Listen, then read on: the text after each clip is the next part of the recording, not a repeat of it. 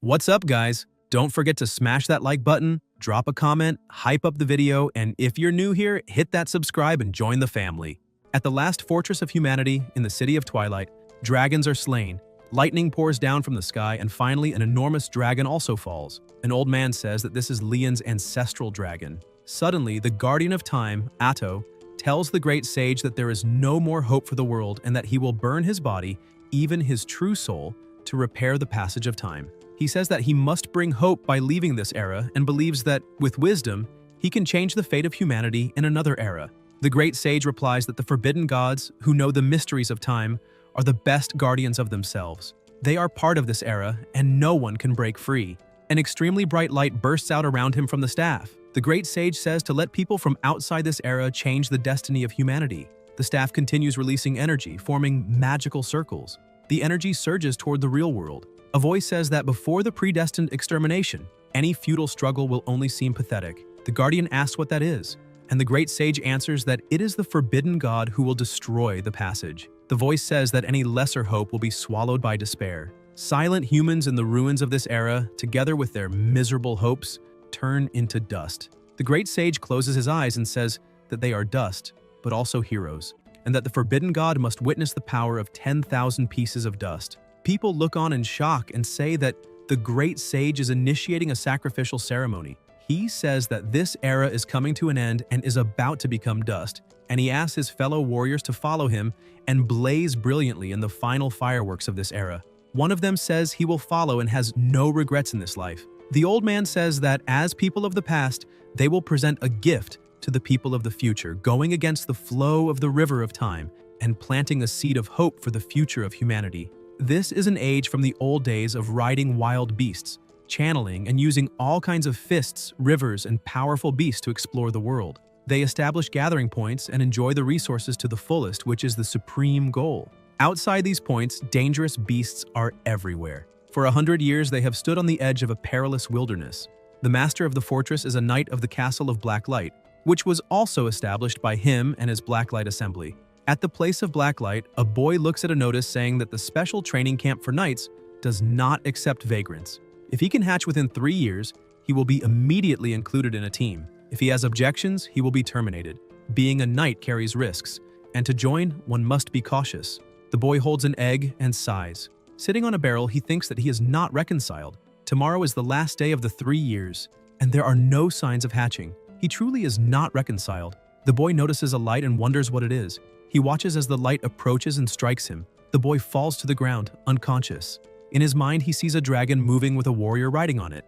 Then the dragon flies away. Someone calls out to him, telling him to wake up, and asks if he slept there overnight. He says that trainee knights undergoing special treatment are not allowed to stay in the castle at night. He asks if the boy stayed there. The protagonist wonders if that was a dream. He recalls the dream from the previous night with a gigantic dragon and a knight. He thinks that dragon knights can be very powerful. The guard becomes irritated and asks what he is muttering about, whether he is pretending not to exist. He strikes him in the face, leaving a scratch, and says he heard that today the boy will report to the search team to explore outside the land of the assembly together with other low-class members. He also says that he violated curfew and asks whether he will be able to come out of the jungle alive after 12 lashes. The egg begins to crack. A young man behind asks Su Hung how his egg is cracking. The protagonist becomes excited and asks if he succeeded, saying that 3 years of hard work were not wasted. The guard thinks that this useless guy actually succeeded and says it was a huge misunderstanding. He says he will immediately call the special training officer to confirm his identity as a knight and believes the boy will achieve great success. But someone arrives and says there is no need to call. It is Lu Yu from the special training. She tells him to try to communicate with the egg. Su says he will. He moves close to the egg and says he has been eagerly waiting for it. The hatchling grumbles. The protagonist is excited and says it responded.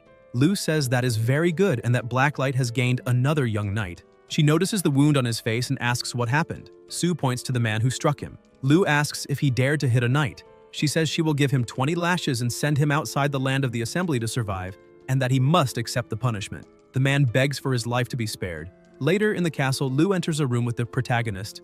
The fortress master, Johei, asks if he is the first rookie of the semester. Lu says yes and that she heard he was going to report to the search team but unexpectedly succeeded. His reward should not be small. The master says that he had determination until the last moment, which is not bad at all. He will give 2 options. The first Since the egg is a scaled lizard, he will give dragon scales with a high-level bloodline, which will accelerate hatching and make it stronger than most scaled lizards. There is a small chance of being influenced by the dragon bloodline, greatly increasing its strength. The second, when he raises another beast, he may choose one from the master's personal collection. Sue thinks that 10 steps in the forest cannot compare to one in the hand and chooses the dragon scale. Joe says that is fine and will have someone bring the scale in the afternoon. He hopes the boy will not lose heart in the future and will bring great contributions to the land of the assembly. The protagonist agrees. Outside the land of the assembly, the castle of Blacklight is divided into 2 districts. The inner one, where the rich live, is cleaner. The outer one, where the poorer live, is filthy. The outer district is Sue's home. A voice says to let him go because it hurts. A girl asks if he even knows pain and where he was the night before. She says she went to the castle walls early to look for him but could not enter and could only wait anxiously. Now he wants to come back today? She says she will tear off his ear. Someone knocks on the door. The girl asks who it is. A butler says that these are the items sent by the fortress master and that they may accept them. Both are surprised. The girl asks if he succeeded and says, "That is wonderful. If their parents knew, they would be happy. They did not sell the old house in vain. Her brother will be the boss." They notice something. Silence fills the room. The girl says she remembered she needs to work and that her brother managed to handle it. She leaves and closes the door. The protagonist stands there, looking at what he received, and asks if this is a dragon scale.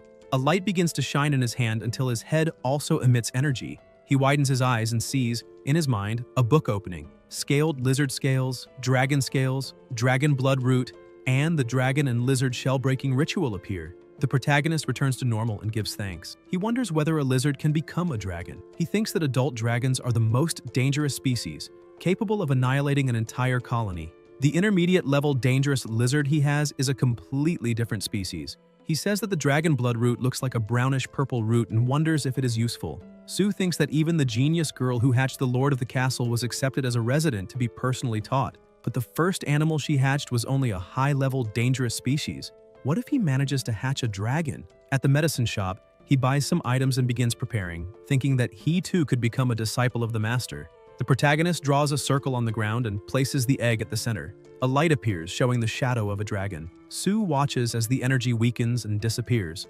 The egg cracks even more, and he wonders whether it is a lizard or a dragon. At the training center, people are training, and Lou stands to the side, observing. 2 boys comment about the boy who still had not hatched the egg and was absent for 4 days.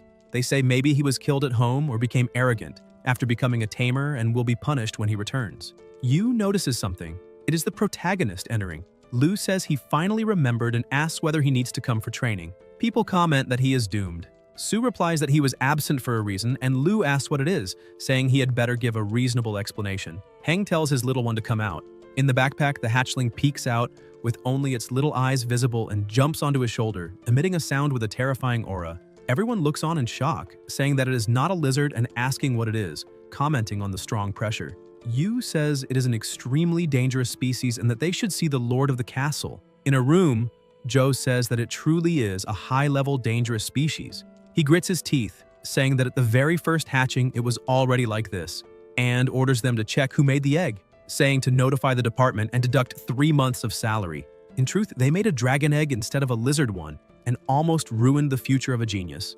As for the protagonist, he says these years must have been hard, but he was lucky. If he had obtained a normal egg or a high-level dangerous species, he would already have outstanding achievements. But all effort brings reward.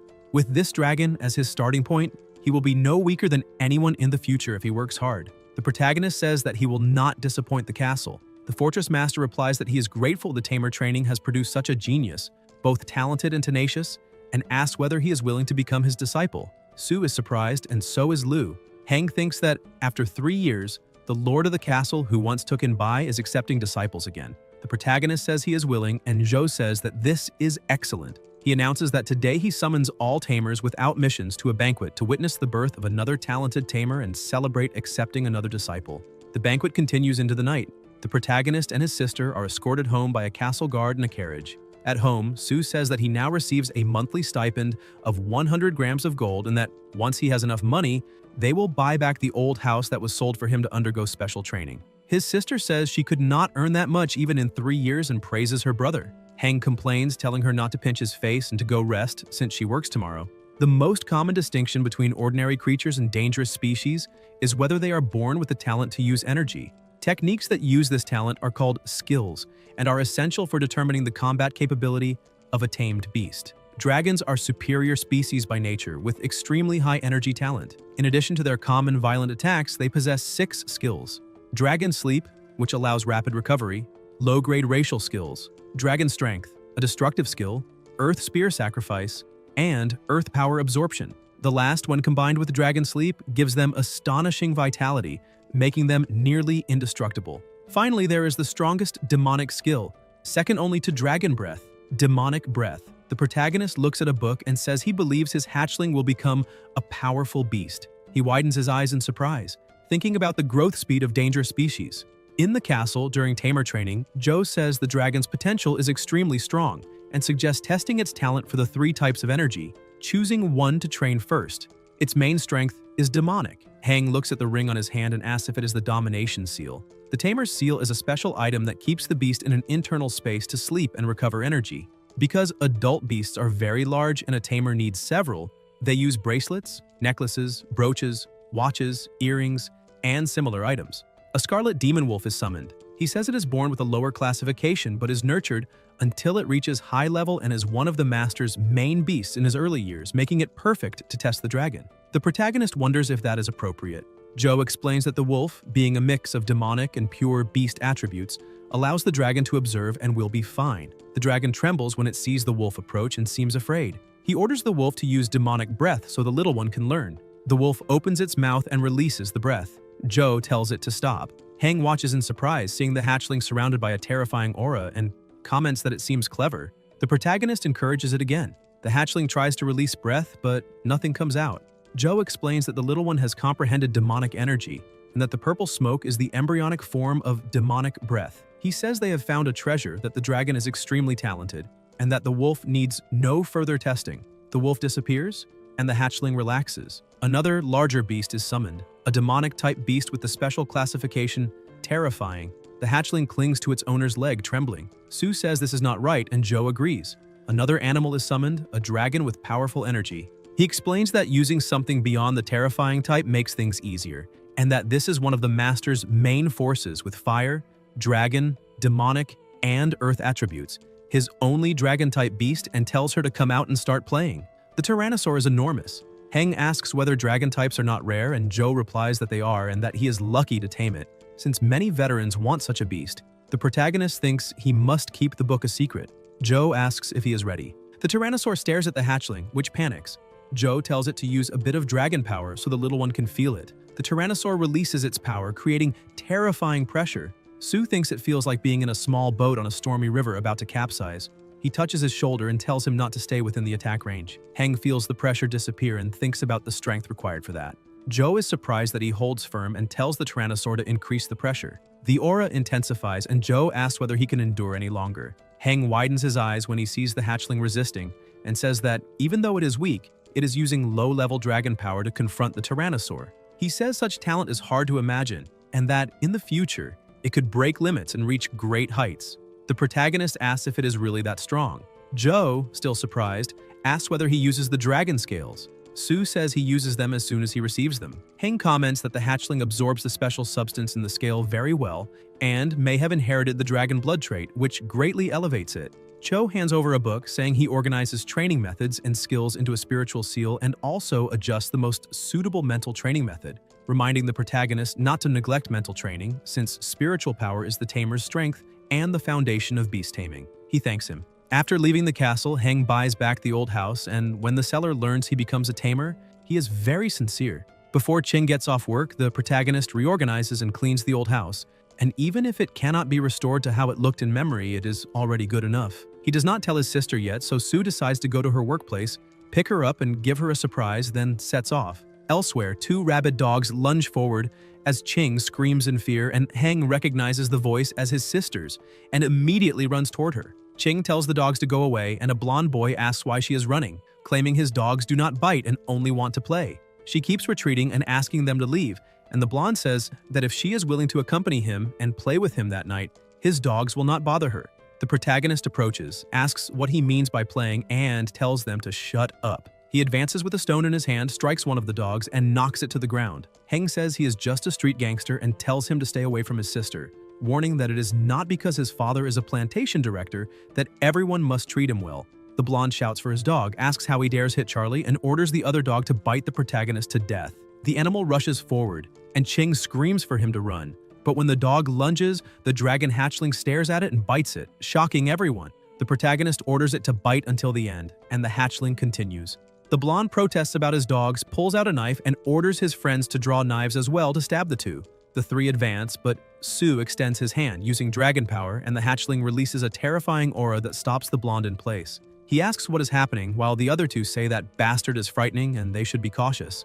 Another group approaches, asking what they are doing, and one warns that a guard is coming, suggesting they ask to have the boy handcuffed, saying there will be room to maneuver if anything happens. The blonde says he knows the nearby guards and will ask them to handcuff that trash, claiming that once he's taken to the security team's detention room, they will make him incapable of doing anything, and that he even plans to take advantage of the protagonist's sister, saying his dogs will not have died in vain. The guard arrives, asks whether that is not young Master Gu, and asks what is happening. The blonde says the protagonist cruelly killed his two dogs and demands they capture him immediately. The guard orders him to be handcuffed, and the two guards advance with cuffs, saying he killed the young master's favorite dogs and should surrender peacefully. The protagonist looks at a brick on the ground and says that the brick killed the dogs and that if they are dissatisfied, they should punish the brick. The guards say he dares act arrogantly even after killing someone, and warn that he will regret it once locked in the detention room, until they notice the dragon hatchling releasing an intense, powerful aura that frightens them. Su shows his tamer classification and tells them to look carefully. The guards are shocked and call the captain. The leader realizes he is the famous new disciple accepted by the lord of the castle, already known throughout the region. The captain draws his weapon, fires into the air, and aims at the blonde, saying they have indeed banded together to commit crimes on the street and are far too presumptuous. He orders them to be handcuffed immediately and warns that if they resist, they will be killed on the spot. They are handcuffed. The blonde protests, claiming he is the victim, and that his father is the plantation director, but the captain punches him and orders that he be slapped. Other guards begin beating him, and the captain says that bastard truly dares to kill dogs, and that if not handled this way, he would cause an even greater disaster. The protagonist says they have handled the matter temporarily. The captain thanks him and says those bastards will be beaten severely as punishment, asking if he is satisfied. Su replies that it does not matter whether they survive or not, because he will still look for them after they are released from prison. The captain understands, and Heng tells his sister to go home since everything is fine. Ching agrees and follows him. The captain asks his partners whether it is better to offend a plantation director or a tamer, and the partner replies that there is no need to think about it, because offending a tamer means not even knowing how one will lose their life. The captain agrees and orders a vehicle to be prepared to take the prisoners to the garbage incineration site and eliminate them. Elsewhere, Ching cries hard when she sees the old house her brother buys back, saying she never imagines returning there and that it feels like a dream. The protagonist tells her not to get overly excited and hands her the house key, saying this is only the beginning and that the future will only get better. And Ching says she believes in him. Then someone knocks on the door and Su asks who it is.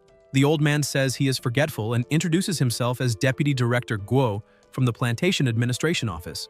Ching asks why he has come, and Guo replies that he has received news from the security team that Ding's son offended them, so he will help handle it by arranging for him to be transferred to the third-level planting and agriculture sector as an ordinary farmer, saying that although wild animals are unruly and accidents are frequent, Ding always says he can adapt to any position, and asks whether the protagonist is satisfied with the arrangement. Heng replies that he is very smart.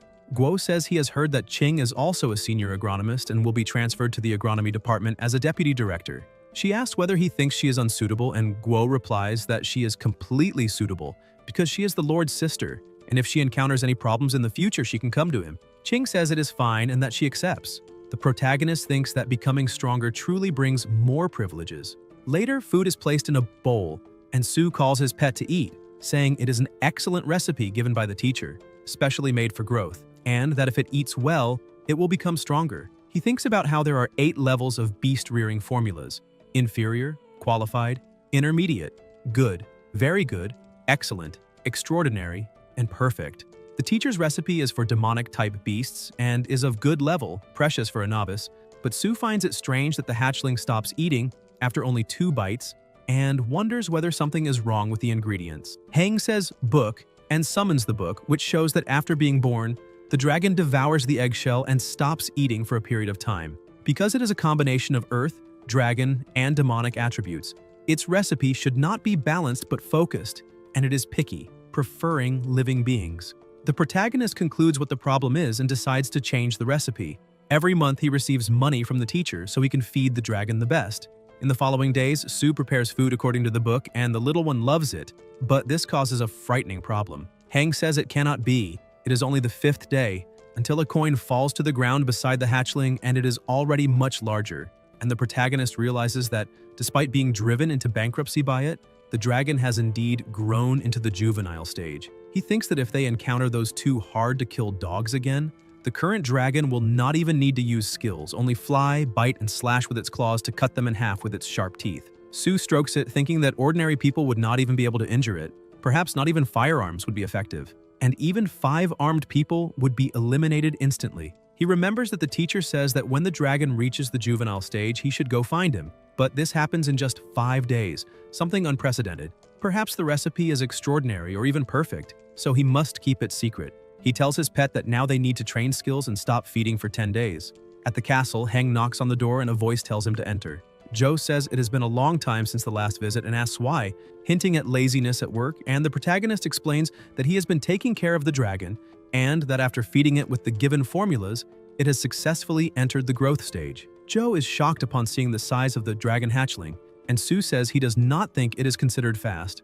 Joe smacks him and asks what nonsense he is talking about, saying that senior sister's ice lotus pod takes a full month to reach the growth stage, and asks how much faster he still wants, also pointing out that her ice lotus pod is only a high-level dangerous species, 2 levels below a dragon. Hang thinks that he can believe whatever he wants. As long as he does not pursue this abnormal growth rate, it is fine. He comments that it seems the protagonist is not only talented in skills but also in growth. Since it has been cultivated to the growth stage, he says the dragon should already be familiar with its skills, and asks which have been developed. The protagonist replies that dragon power is enlightened to the 1st level and has developed 2 skills, dragon power deterrence and dragon power shock, and that demonic breath is also enlightened to the 1st level and developed into shadow ball. Joe, shocked, asks whether he is joking and whether he has really trained the skills to that level in such a short time. Sue replies that it is thanks to the teaching, thinking that fortunately he never tells him about Earth Spear Sacrifice and Evil Strike, which are comprehended on the rooftop the previous night. Joe says his eyes are not mistaken about him and orders him to go to his exclusive training ground to show how much he has grown. At the Lord of the Castle's exclusive training ground, Joe tells him to do his best and perform well because if he is satisfied, he will give him a tamed saddle, since the dragon will grow larger and larger, and he should have noticed that already, and asks how a tamer could not have a tamer seal, making Heng think that obtaining this tamed seal for free depends solely on him. Joe raises the ring and summons the rock bear of resilient armor, stunning everyone. The protagonist asks how many tamed beasts he has, since he summons a different one every time. Joe replies that he has no weak beasts, that the terrifying ones he has domesticated number about 20, and the common ones, like the rock bear of resilient armor and the lava tyrannosaur, are only half that number, and that if he wants a tamer seal that can demonstrate combat capability, it is time to test the training results. The bear opens its huge mouth, releasing massive pressure, and the dragon releases its powerful aura and stares it down. Sue watches in surprise, thinking that it activates dragon power with just deterrence, and Joe says it is not bad to be able to withstand full pressure already at the growth stage. Joe orders the bear to stop, and it obeys. Then he tells them to be careful and instructs the protagonist to use demonic breath and try to attack, and Heng orders the dragon to use demonic breath. The dragon opens its mouth and releases the breath toward the opponent, but the bear realizes it does not even scratch it, and Joe asks whether the dragon has eaten nothing and says it is only tickling the bear. The protagonist smiles and orders his pet to use demonic breath ball continuously. The dragon locks onto the enemy and fires the demonic breath ball, hitting the opponent and cracking a piece of stone skin. The bear roars in pain, and Joe comments that this is very good, that he has indeed developed the skill well on his own, using demonic energy attacks and continuous shots, and that even so, the precision and speed are excellent, not bad at all. Sue thanks him for the praise, and thinks that even with a conscious attack that makes it impossible for the enemy to dodge, but still cannot completely break the bear's defense, it is already enough to satisfy him with the performance. Joe says that as a reward, the Beast Domination Ring is now his. It has plenty of space and is enough to hold 5 beasts, and in the future he will no longer need to worry about their size, as it can house up to 10 beasts if they are willing to squeeze in. Heng thanks him. Joe tells him not to be happy too soon because even if his skill development is not bad, he still lacks combat experience, which can only be gained through fighting. Therefore, he decides to send him to the northern frontline garrison, whose defensive line will give him many opportunities to fight dangerous species, and orders him to report to the military headquarters 3 days later, when someone will arrange the mission. There are 4 defensive lines outside the high walls of the Black Lantern gathering place, protecting the area. Each defensive line is composed of solid fortresses, tamers, powerful weapons, and soldiers. Among them, the southern and northern defensive lines are the most dangerous, fighting dangerous species almost every day. Most materials related to dangerous species in the city come from the hunting results of the 4 main defensive lines. During these 3 days, Sue requests an advance payment for assistance as a tamer, 250,000 grams of steel, half of which is exchanged for dragon food. He spends 3 days making all the food formulas that can be preserved for a long time. Under the arrangement of the Outer Fortress Army, Heng heads to the guard point at the 7th post of the northern section, serving as a team member, and the protagonist thinks that the 4 defensive lines in the Enclave are widely established to protect the plantations in the wilderness. After all, the amount of land within the gathering place is limited. The food produced by the 7 plantations in the gathering area simply cannot meet the consumption needs of 50 to 60,000 people in the region. Working on a plantation outside the city is the second most dangerous occupation, second only to being part of a search team. And it is also one of the dangerous industries that residents try to escape. As he remembers, the director of Plantation Number 5, Ding, was assigned to Plantation Number 30, a security zone responsible for the northern defense line. The vehicle moves on and the guard tells him that this is guard post number 7 and wishes him well, saying he needs to return to make a report. A young man becomes indignant when he sees Sue get out of the vehicle and asks whether the chief of staff personally sent the newcomer. The blonde man beside him, wearing a bandana, says he heard that Sue is a tamer and asks whether he does not see the food on the vehicle, saying that all of it is feed for tamed beasts. The young man asks what they are waiting for and says they should go help him, and the blonde agrees, saying he is right. They immediately run over, pick up the bags of food, and ask how he could possibly do all this alone, telling him to let them help carry it, but Heng replies that there is no need. The young man introduces himself as Huang and says Sue can call him Xiao Huang and that he will take good care of him. The protagonist replies that he is too kind and says he will call him brother from now on. Huang says this is the first time he has seen a tamer without any arrogance, and tells the others to be quick with their hands and feet so they can finish moving everything soon. There are a total of 29 sentry posts along the northern defense line, and guard post number 7 is located exactly in this section. 10 years ago, this place was demolished and destroyed by a monster, with no survivors escaping that attack. The current post was rebuilt on the ruins, becoming the place where he will fight. Huang picks up some food and tells Sue to try the meal prepared by Wen. Although their conditions are not good, Wen's skills are excellent and he should give it a try. Heng tells him to just call him by his name since they are comrades and there is no need to call him Lord. Huang replies that Lord Tamer is an important person, but that he will call him brother instead, and the protagonist says that is fine and that they will call each other brothers. He asks whether encounters with dangerous species are frequent in this area, and the blonde man, while eating, replies that the defense system here is considered mid-peripheral with less pressure than the outer area, but there are always some monsters that manage to get through. He tells him to take a look at the beasts they have hunted in recent days.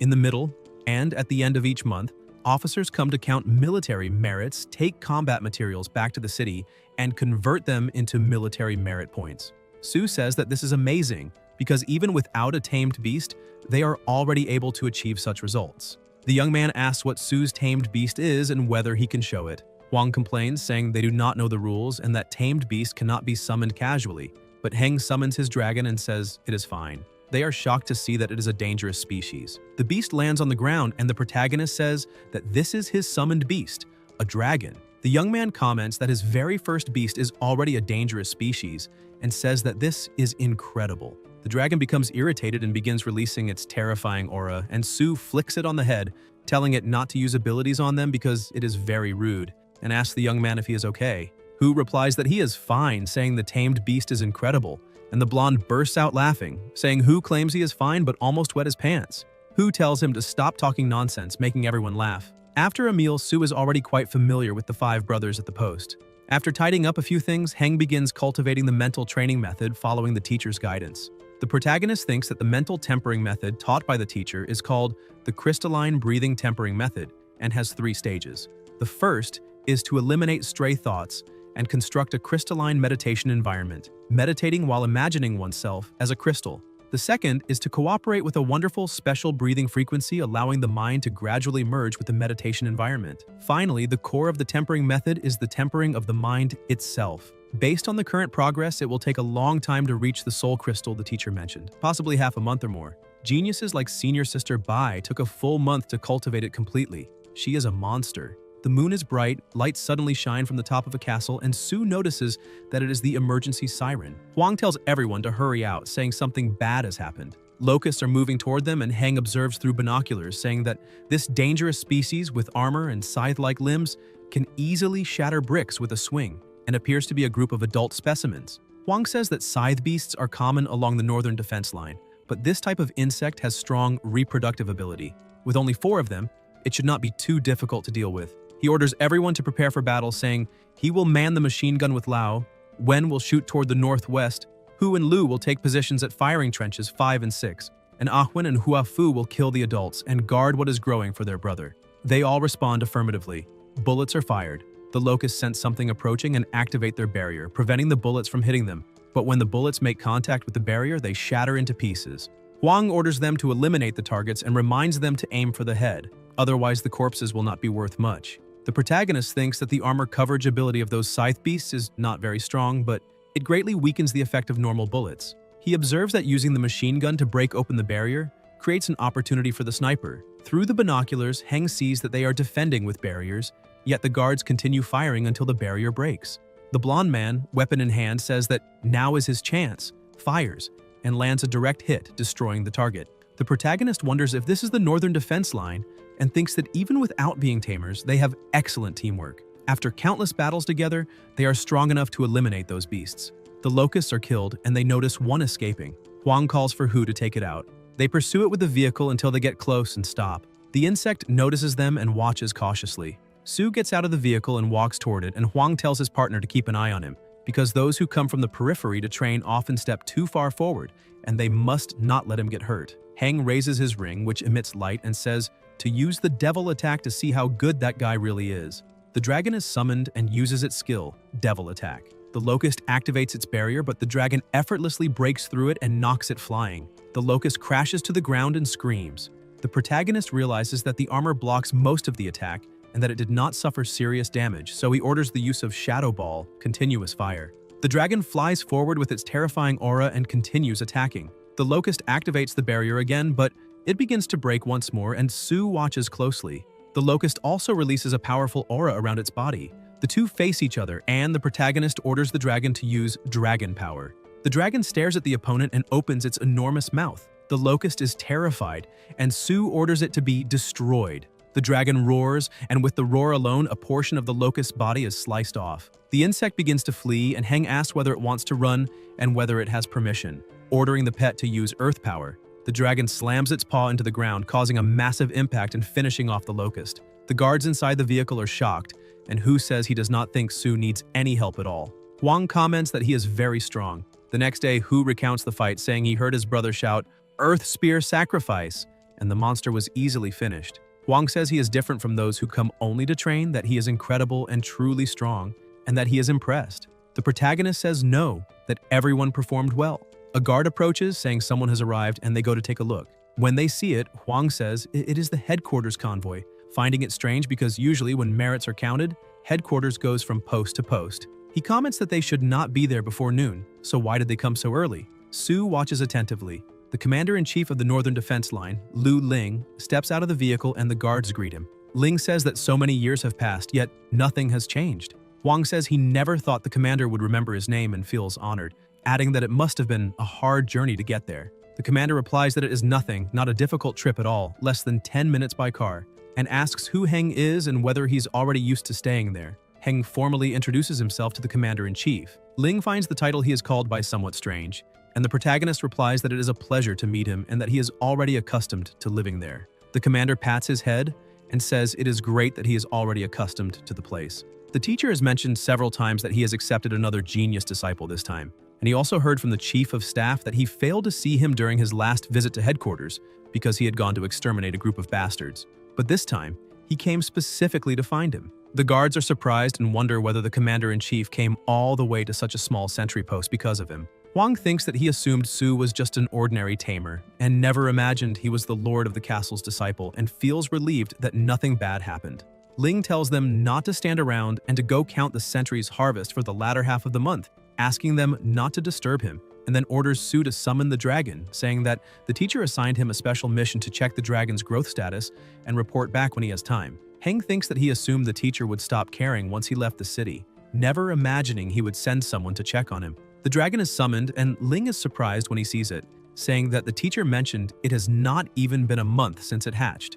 The protagonist explains that after learning dragon energy circulation, the dragon has been circulating it constantly because of the battles of the past few days, so it grew quickly and asks whether there is any problem. The commander replies that there is no issue, saying that Su's dragon is much larger than the one he raised back then, and that according to the teacher's request, he needs to test the dragon's combat experience. He adds that he also has a dragon-type pet and will use it to examine Su's, inviting him to play. A rhinoceros is summoned with a tremendous aura, and Ling explains that it is a dangerous species of the earth dragon type, just like Su's dragon, a high-danger species that he cultivated to the complete stage. With its thick skin and tough flesh, it can withstand attacks for a long time and is one of his main forces. The rhinoceros approaches while the dragon trembles in fear. Su asks him to take it easy and not eliminate the dragon, and Ling laughs at the word eliminate, telling him not to worry, that the rhinoceros knows when to stop and will not bully or injure the little one. Heng says to go ahead, and the commander comments that it seems the little dragon has just woken up, ordering the rhinoceros to use a ground stomp to wake it. The rhinoceros slams its foot into the ground, causing huge cracks and a massive shockwave. The protagonist observes and thinks this is the benefit of being able to control mental power after tempering, but now is not the time to dwell on that, so he orders his pet to use Devil Attack and get out of the attack range. The dragon grabs him onto its shoulder and begins to fly, and Heng orders it to use Shadow Ball continuously to return the favor. The dragon releases its skill, but the opponent remains unharmed.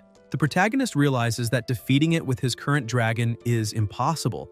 All he can do is demonstrate how much the dragon has grown so as not to disappoint the teacher who cares about him. He orders the dragon to take advantage of its speed and attack from all directions.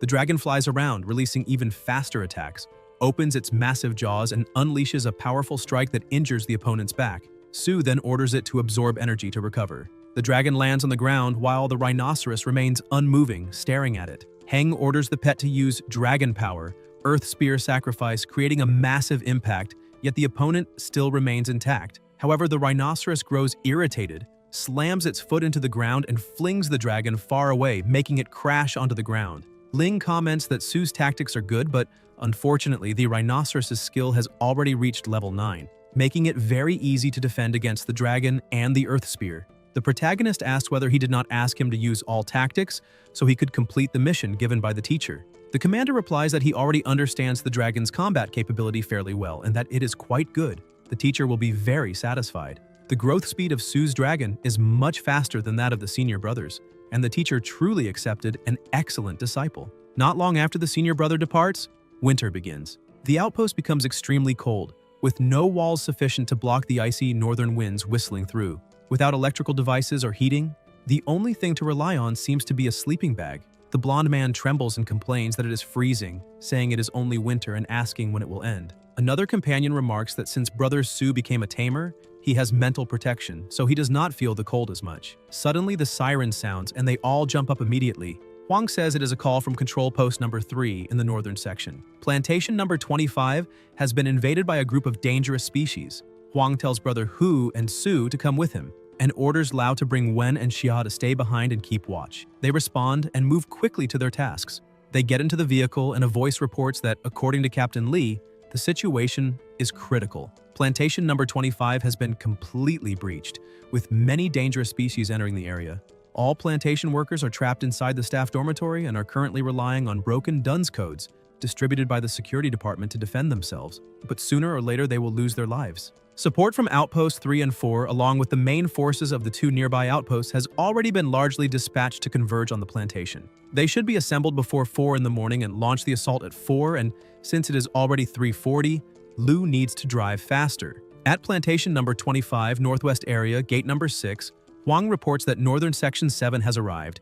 The guard orders them to drive quickly to their battle positions and says the information will be shared over the radio frequency. Over the radio, a voice reports that reconnaissance has been completed. The bastards broke through the northwest wall at Gate 6 and are currently in the grain area, feasting on the corpses of plantation workers.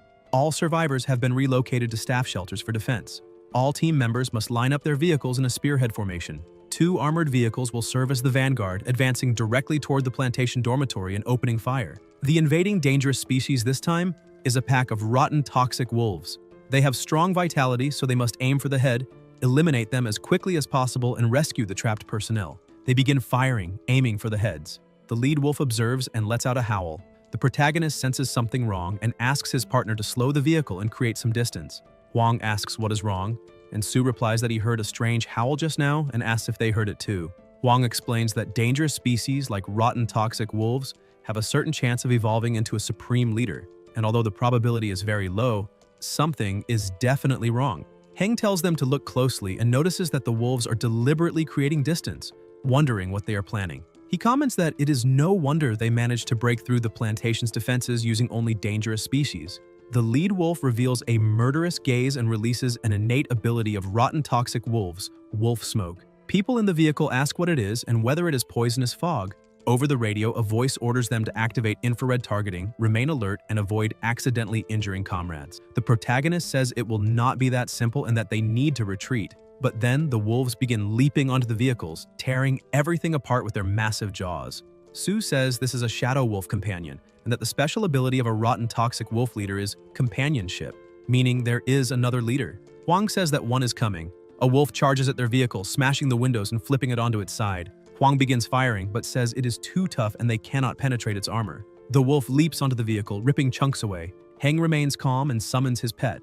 The dragon releases its terrifying aura and uses dragon power, intimidation, creating immense pressure, then follows up with evil thought bullet, rapid fire, causing explosions and blowing off the wolf's head as its body collapses to the ground. The protagonist speaks into the radio, telling the commander to avoid friendly fire and requesting a ceasefire, saying he will handle the rotten toxic wolf leader. The commander watches through binoculars and thinks that he truly is Bao Zhu's direct disciple. Seeing such combat power in an apprentice is astonishing. He thanks him for the fire support but says to leave the rotten toxic leader to them, as they will deal with the other scum and not let them interfere with the battle. Su gets out of the vehicle, noting that the poisonous fog is extremely dense, and asks where the hell the rotten toxic wolf leader is.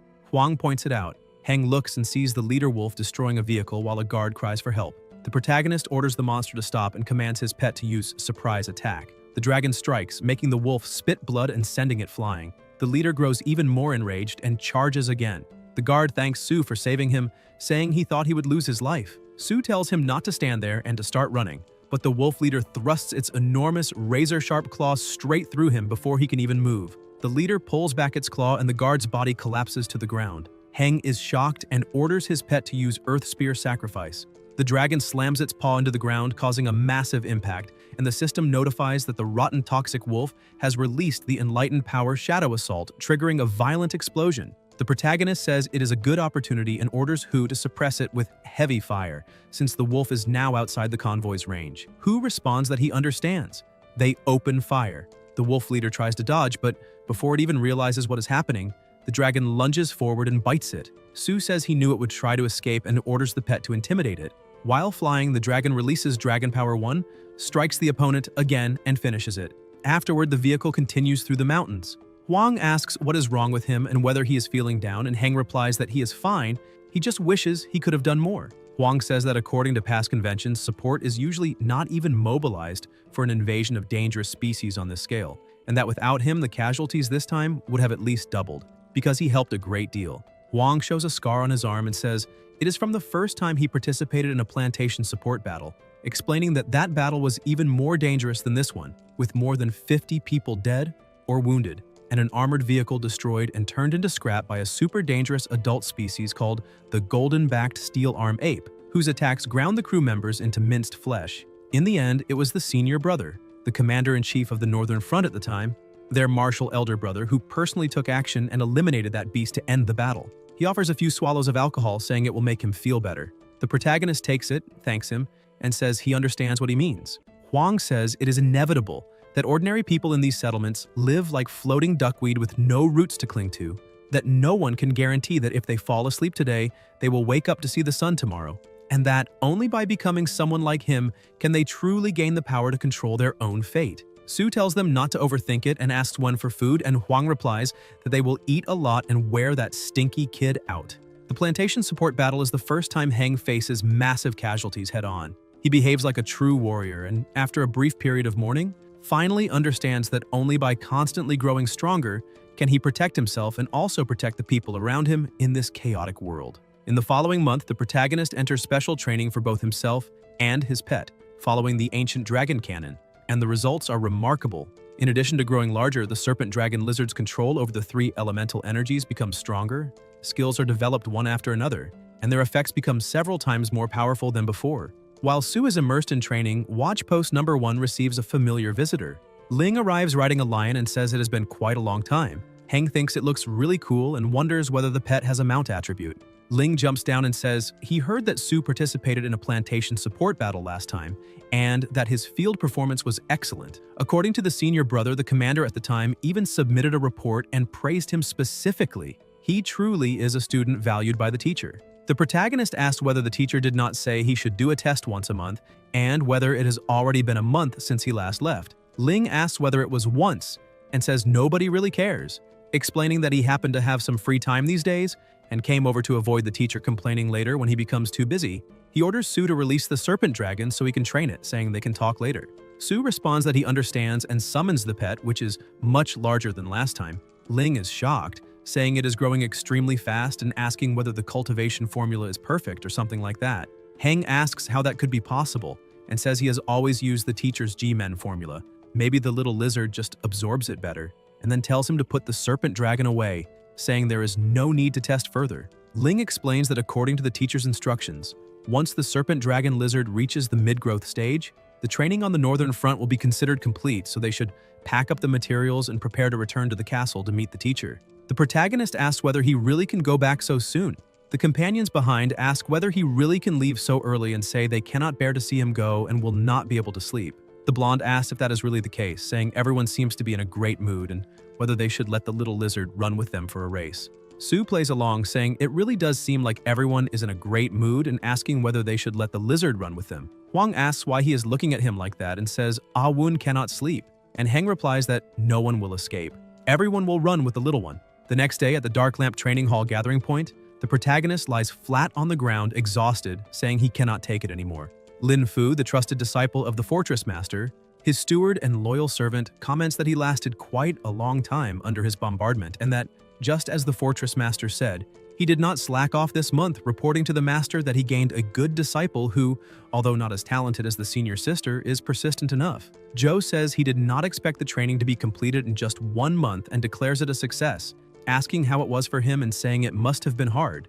Su replies that not at all, thinking that through practice and training he can clearly feel growth and challenges at every moment, which is far better than the 3 years spent incubating and hatching the beast egg without any progress, and wonders how such a life could be considered difficult. He also feels that being able to train and cultivate the dragon to this point far exceeded his expectations. Zhou says that this also gives him confidence in the plans he has for the protagonist in the future. Heng asks what the arrangements are, wondering whether they will go to the outer perimeter of the watch post, but the Fortress Master replies that they will not, saying he is preparing him to participate in the 6 territories duel to be held in 1 month. The 6 territories duel is held once a year, jointly organized by 6 major gathering places to compete for the opportunity to enter the Blood Forest ruins.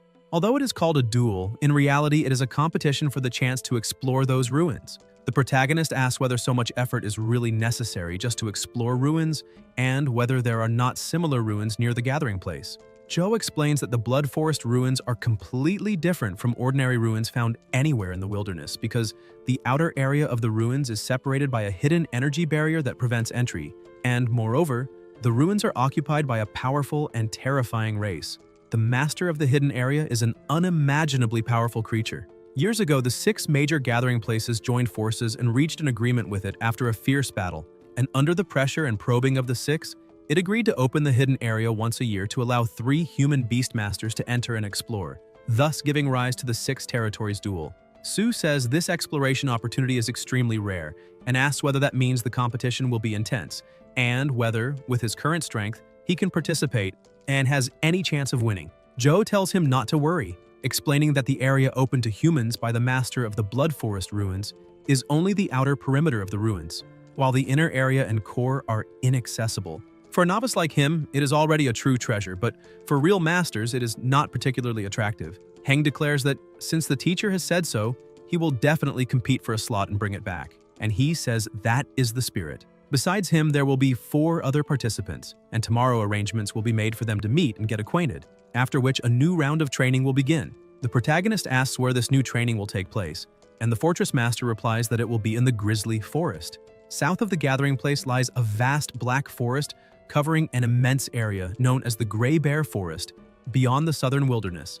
A staggering number of wild bears live there, all enormous creatures about 4 meters long and weighing several tons. However, due to their inability to utilize energy, they are not considered dangerous species, yet occasionally the bear groups give birth to incredibly powerful evolved individuals that become legendary figures even trainers admire from afar, earning a reputation as beings capable of soothing crying infants. Sue asks whether the Gray Bear Forest is not a forbidden area, and Joe replies that he will understand the situation when the time comes, and that before that, he should go back and rest for a few days. Later, elsewhere, Heng thinks that the advanced support of 250,000 grams of steel credits provided before going to the watch post is almost exhausted, and that the next support will not be distributed for another half month. To maintain the current growth rate, there can be no shortage of food, and advancing by relying only on this is not a long-term solution, so it seems he needs to find a way to make money. In fact, as a trainer, there are many ways to earn profits. Healing-type trainers can make decent gains by treating injuries and illnesses. Plant-type trainers can receive substantial rewards by increasing crop yields on large plantations. Water and electric-type trainers can also go to the resource department at the gathering point. However, with the help of the ancestral dragon manual, there may be even more efficient methods. In the Black Lantern gathering market, merchants shout to attract attention, offering the best and newest goods, big discounts, 1 gram of steel credit, 3 grams of credit, and so on. The protagonist wanders around wanting to make use of the ancestral dragon manual, but finds nothing after half a day of roaming until a merchant calls for everyone's attention and talks about high-price buybacks, saying he purchases dense black fat at an excellent price, long-term. Sue approaches, places money on the counter, and asks whether he buys dense black fat. The old man replies that he does, at a high price, and asks why and whether Sue happens to have some. Heng answers that he does not, that he only wanted to ask what the use of buying that stuff is.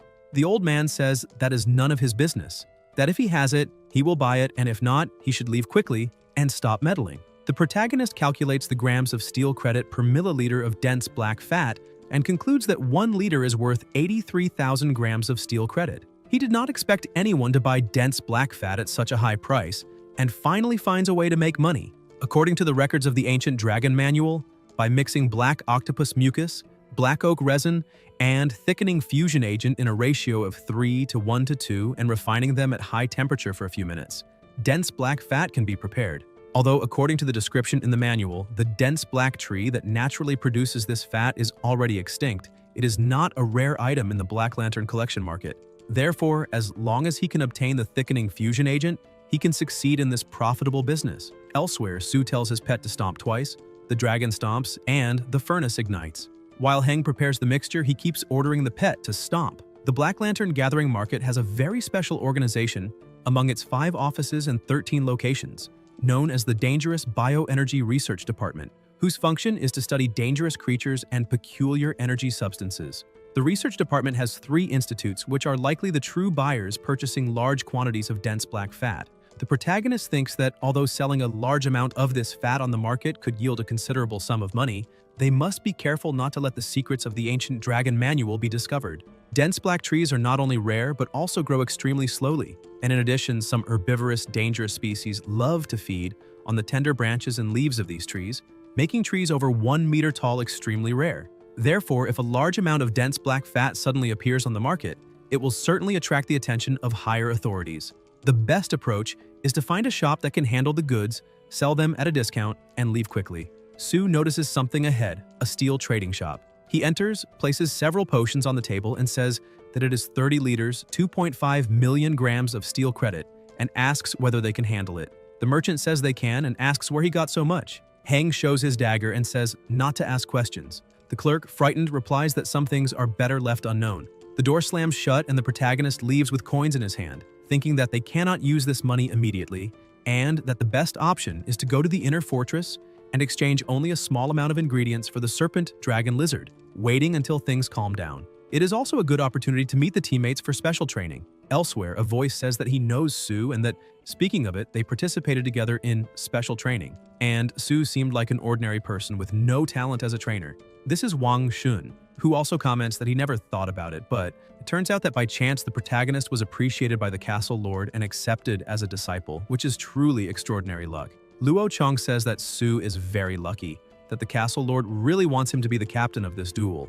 Lena comments that last year her class captain lost the chance to enter the secret place even after finishing 4th, yet still possessed extraordinary strength. A girl says that no one dares to question the castle lord's decision, much less them, because even the teacher does not dare disobey the castle lord. Everyone knows Heng, but they have to admit they misjudged him. His first pet is the most dangerous serpent dragon lizard, and none of those present have a high-level dangerous species, and she asks whether that is not enough to explain the difference. An elder says that if the castle lord has something to do, he will not come there, that several teammates have already arrived and Heng should go meet them first, and tells them not to be shy.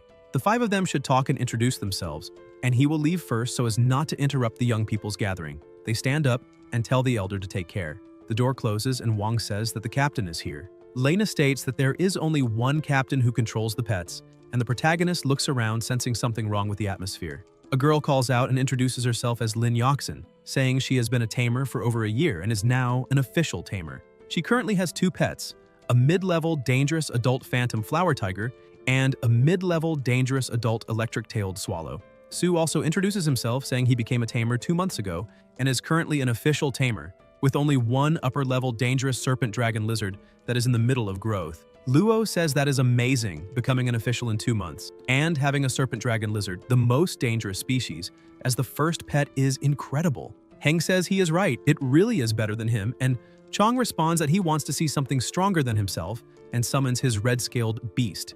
The animal is summoned, and Luo asks whether the protagonist is afraid. He thinks that compared to this guy, the serpent dragon lizard really would not have much chance of winning. But with the help of the ancient dragon code, if he cannot crush him to the finish during the competition, he can at least find a piece of tofu to crush to the finish. He says he has watched for a long time, that it is not bad at all, and asks whether it does not look like a high-level dangerous species, telling him not to do that. Chong retorts that this is a gathering organized by the castle lord and that he should think about the consequences.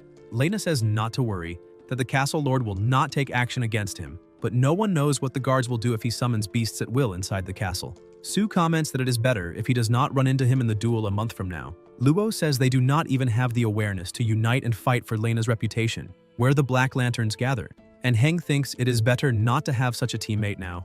The protagonist steps away, saying not to worry, there will be opportunities to deal with him in the future. The door closes and Luo is irritated, but Wang tells him not to mind it as there will be a chance to deal with him later. Sue walks upstairs thinking that, as agreed with the teacher, they will go to the Bear Forest tomorrow and that those few teammates who were unconvinced should also be tested by the teacher.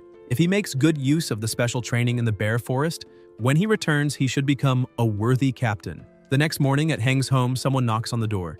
It is a young man saying he is the Black Lantern War Chief, Zhang Cheng.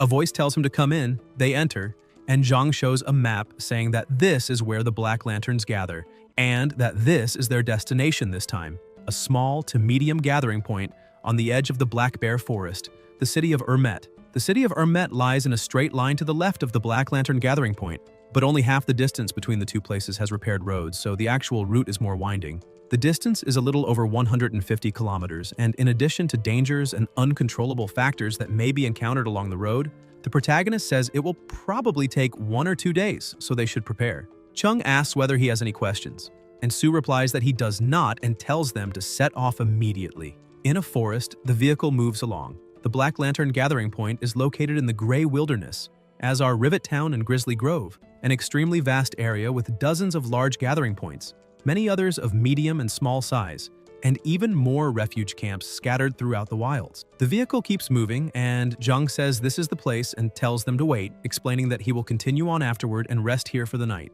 Someone atop the fortress introduces himself as Chanam, deputy mayor of Dru Prefecture, and asks whether they are from the Black Lantern gathering area. Chung introduces himself as the leader of the 5th Tactical Group of the 1st Squadron of the Black Lantern Castle Guard 3rd Detachment, and says he needs to go into the city for repairs. Over the radio, a voice asks for the latest password, and Jung provides it. A gate opens, and Chanam approaches, saying they have come from far away and worked hard.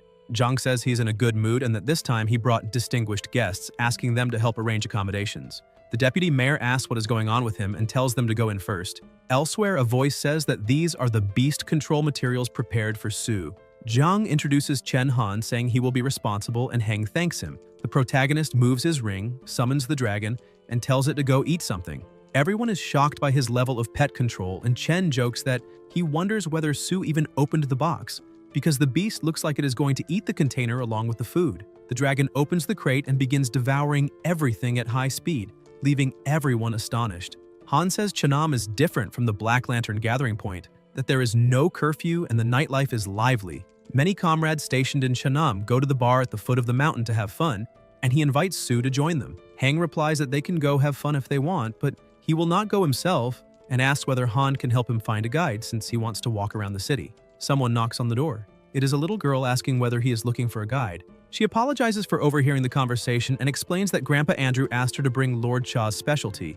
Chen confirms that she is indeed Mayor Andrew's granddaughter, and says that if Su wants a guide, she is perfect. Lena agrees excitedly. The city of Chanam is quite distinctive. Its architectural style is very different from Black Lantern Castle. Most houses have triangular roofs and square or rectangular shapes with strong three-dimensionality, and according to the traditions of the people of Trondheim, residents like to paint the exterior of their homes black and brown. According to Lena, there are hundreds of such houses throughout Chanam, as well as shops and businesses built along the mountain slope of Chenem. Higher up the slope, there is a small castle of earth and stone that looks like a fortress. That small castle is the original Chanam and the seat of the city hall. Lena confirms this and adds that tonight there will be a special beast fight at the Chanam Coliseum, asking whether he is interested. The protagonist asks about the Coliseum, and Lena explains that guards and residents occasionally capture wild beasts, and the Coliseum uses them for duels and events to attract spectators. If a beast is injured and dies in battle, it is not wasted but butchered and distributed as meat to the residents. Coincidentally, today someone offered the Coliseum a special beast that no one in Chanam has ever seen before. It will fight an adult wild tiger, and the match has attracted a large crowd. Su thinks that although a wild tiger is only a common beast, it is ferocious and unusually aggressive, and observing it could be useful for cultivating the little lizard, so he asked to be taken to see it. The attendant hands over 2 tickets and asks Lena whether she has a boyfriend, who that handsome guy is, whether he is new, and why she has never seen him in Chanam.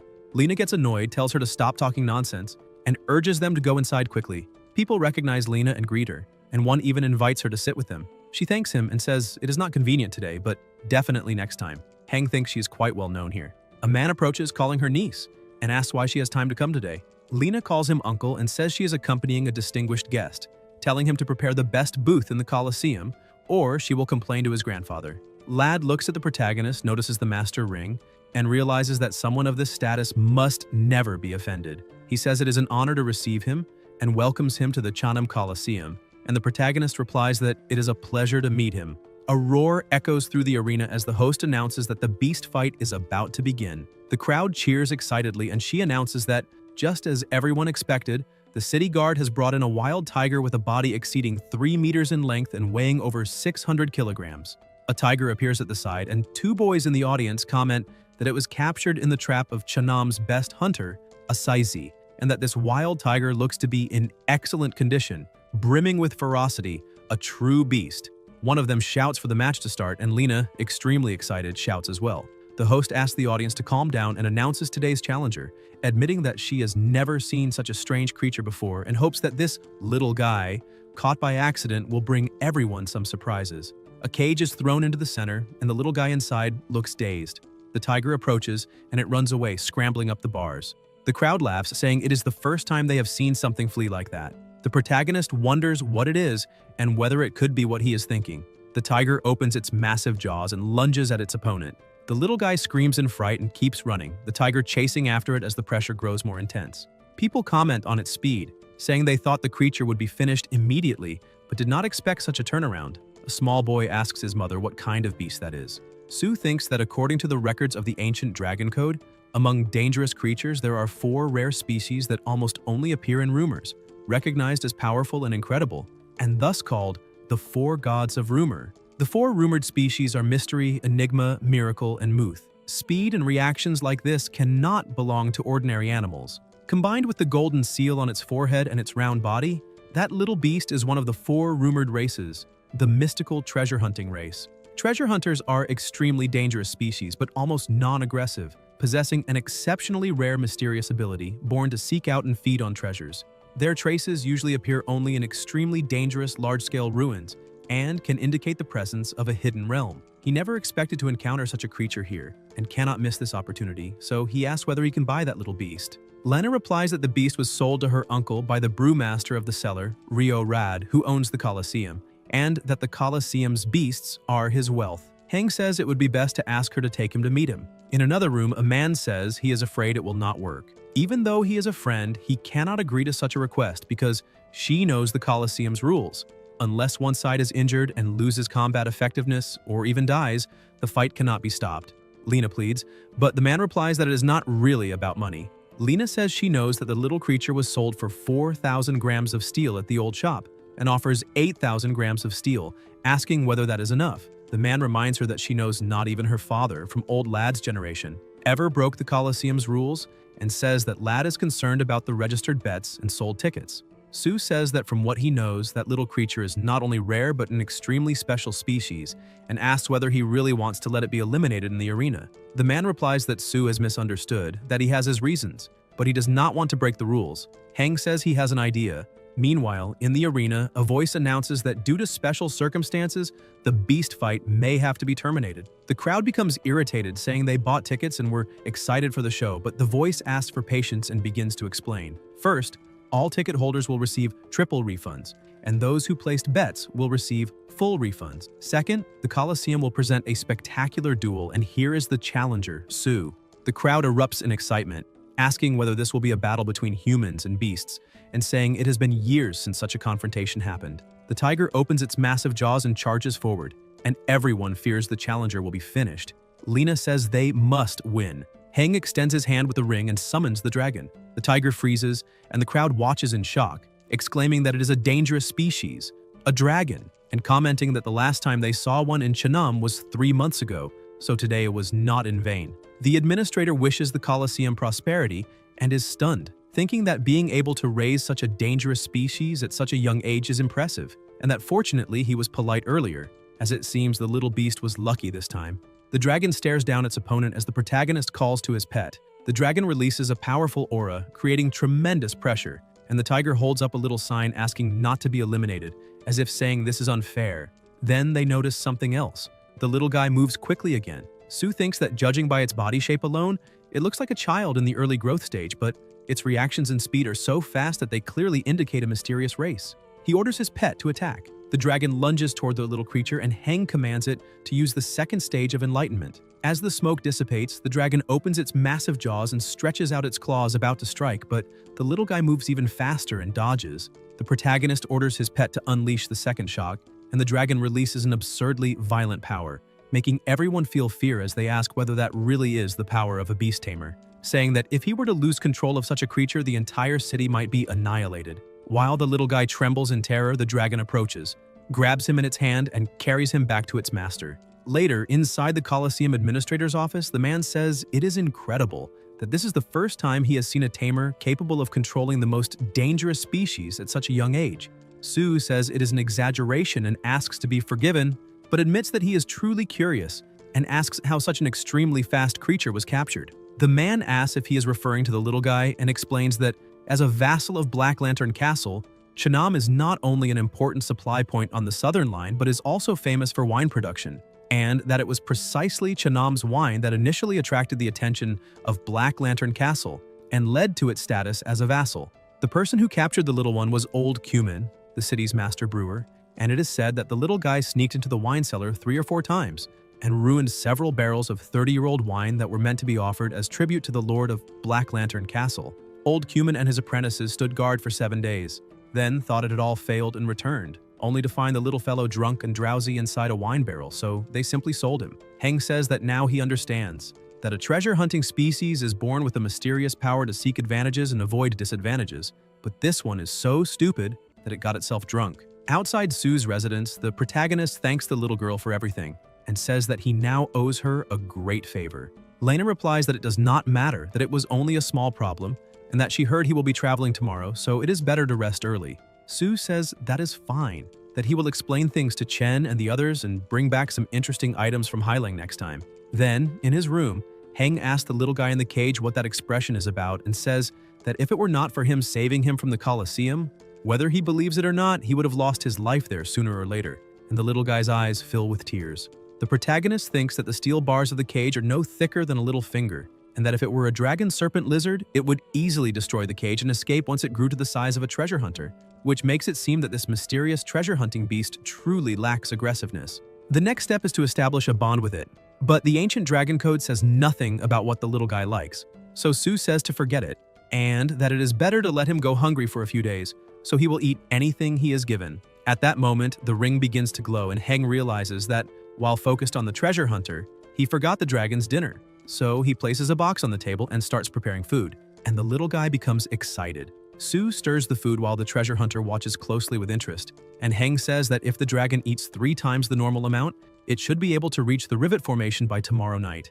The little guy is practically drooling with desire. The dragon is summoned and immediately stares at the food and starts devouring everything. The treasure hunter feels intense longing and sadness at not having eaten anything. The protagonist asks if he wants some too, scoops a bit with a spoon, and calls him over to eat. The little guy starts eating eagerly, and Heng thinks that, unexpectedly, the treasure-hunting beast likes eating the dragon serpent lizard's food, and now it will finally not starve anymore. When the little guy finishes, the protagonist asks if he wants more, but when he reaches for it, the dragon has already eaten everything. Sue comments that if this does not work, the dragon will have to eat less in the future so that some can be left for the treasure hunter. The dragon becomes annoyed, and Heng says it is fine since it is the older brother and should act like one, so today he can let the two of them have fun together.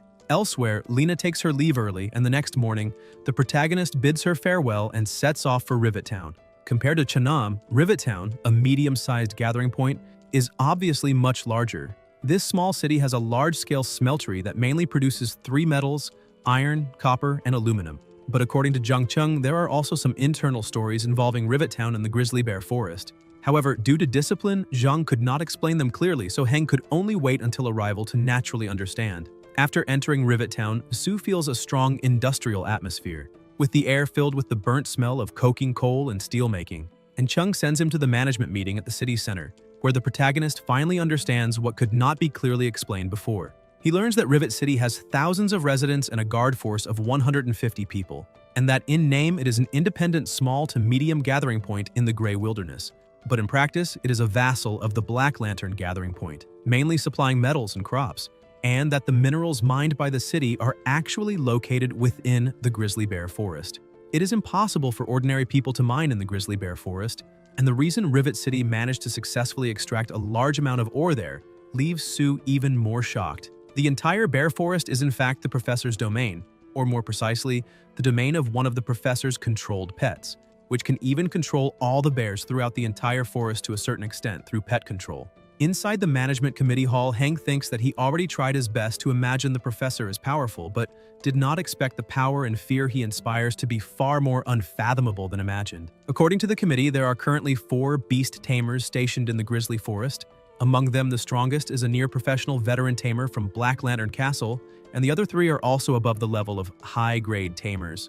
Although there are people from the Black Lanterns on the surface, inside the room, the dragon is sleeping, and the protagonist watches the little guy, thinking that for a beast tamer, a precious pet is no different from the temptation of money, power, and status for ordinary people. It would be extremely foolish to gamble on whether the trainers in the Grizzly Forest can recognize the mysterious treasure-hunting beast and choose the better path, so he asks whether the little guy would like to be his partner. The little guy sticks out his tongue, and Sue says to forget it, that they should eat first and talk later. The dragon immediately wakes up, and Heng asks what the two of them want to do, and says to just serve a meal without saying a word. After learning that there are 4 powerful trainers in the Grizzly Forest, the protagonist, who originally planned to head there immediately, instead chooses to stay in Rivet Town for 3 days.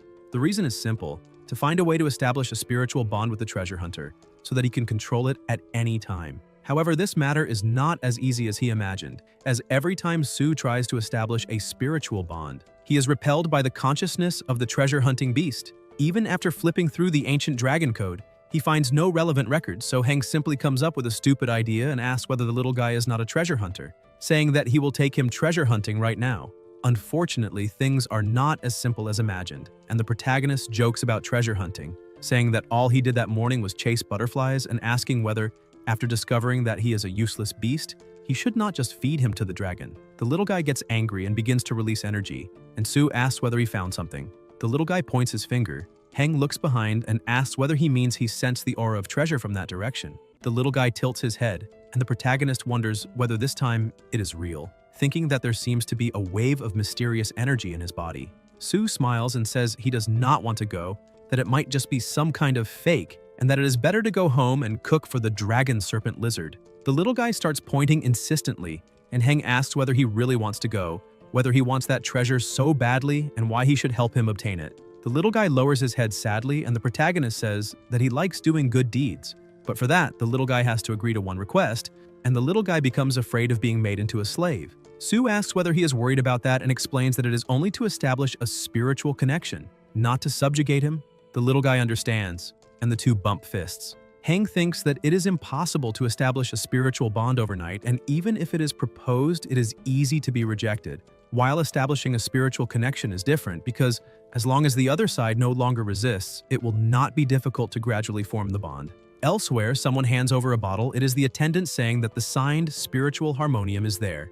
The protagonist enters the place, and the attendant asks whether he wants a glass of the special drink. Sue replies that he is just visiting, and the attendant gets annoyed, wondering whether he is the type of person who goes to a bar at noon just to look around and mutters to two young men that this guy looks strange, maybe a foreign mercenary or connected to those soldiers, asking whether they should check what he is doing there. Heng asks what that is and whether it is a treasure hunter or a junk hunter. He comes across items that look extremely old until he notices something and thinks that it cannot be the transformation color stone mentioned in the ancient dragon code. The journey of beast control and dragon transformation is filled with hardships, and the demand for evolution materials is almost absurd, with transformation color stones being the core materials required by extremely powerful dragon species on the path of transformation. And he never imagined that he would encounter something he barely even dared to hope for, all thanks to the treasure hunting beast, which truly is a mysterious existence. The attendant asks why he is standing there in a daze and whether he is a guest or here to cause trouble, and Heng replies that he wants a price for that stone. The attendant asks if he wants to buy that landscaping stone and thinks that it is true the boss found that stone in wilderness ruins, but even after searching it, many big shots found it useless apart from being pretty, so it was considered a landscaping stone and placed in the shop as decoration. But if he said that out loud, other customers would feel the shop had no taste. The attendant says that thing is so precious and invites him to have a drink before leaving, saying that he cannot afford it, and the protagonist tells him to name a price. The attendant replies 10,000, and Sue takes out the money and places it on the table. The attendant feels embarrassed, and Heng thinks it is a fair price, saying he can pay without any discount, but that it is their responsibility to remit the amount to the building administration. The attendant notices his master ring and immediately apologizes for the insult, saying that he did not realize a master ring holder had entered the shop, that the stone must be delivered and the price is negotiable, apologizing again and revealing that the real price is only 1 gram of gold. The protagonist says that trainers risk their lives to protect the gathering point, not so that people inside can take advantage of them, and hopes there will not be a next time, and the three repeatedly promise it will never happen again. In the process of subjugating a pet, there are 2 situations in which it can be done quickly. One is when an overwhelmingly powerful controller subjugates a low-level pet, and the other is when the pet itself agrees and even wants to be subjugated by the tamer. And the treasure hunting beast at this moment belongs to the latter. In order to subjugate it within these 3 days in Rivet Town, Sue racked his brains, going on treasure hunts through a city full of rivets and delicious food. And he even acted like a mother, telling bedtime stories to the treasure hunter. Of course, cakes were also indispensable. For example, promising to take it to treasure hunting ruins and secret lands in the future, where treasures would pile up like mountains. And now the treasure hunting beast regarded him as an angel, wishing Heng would take it away as soon as possible.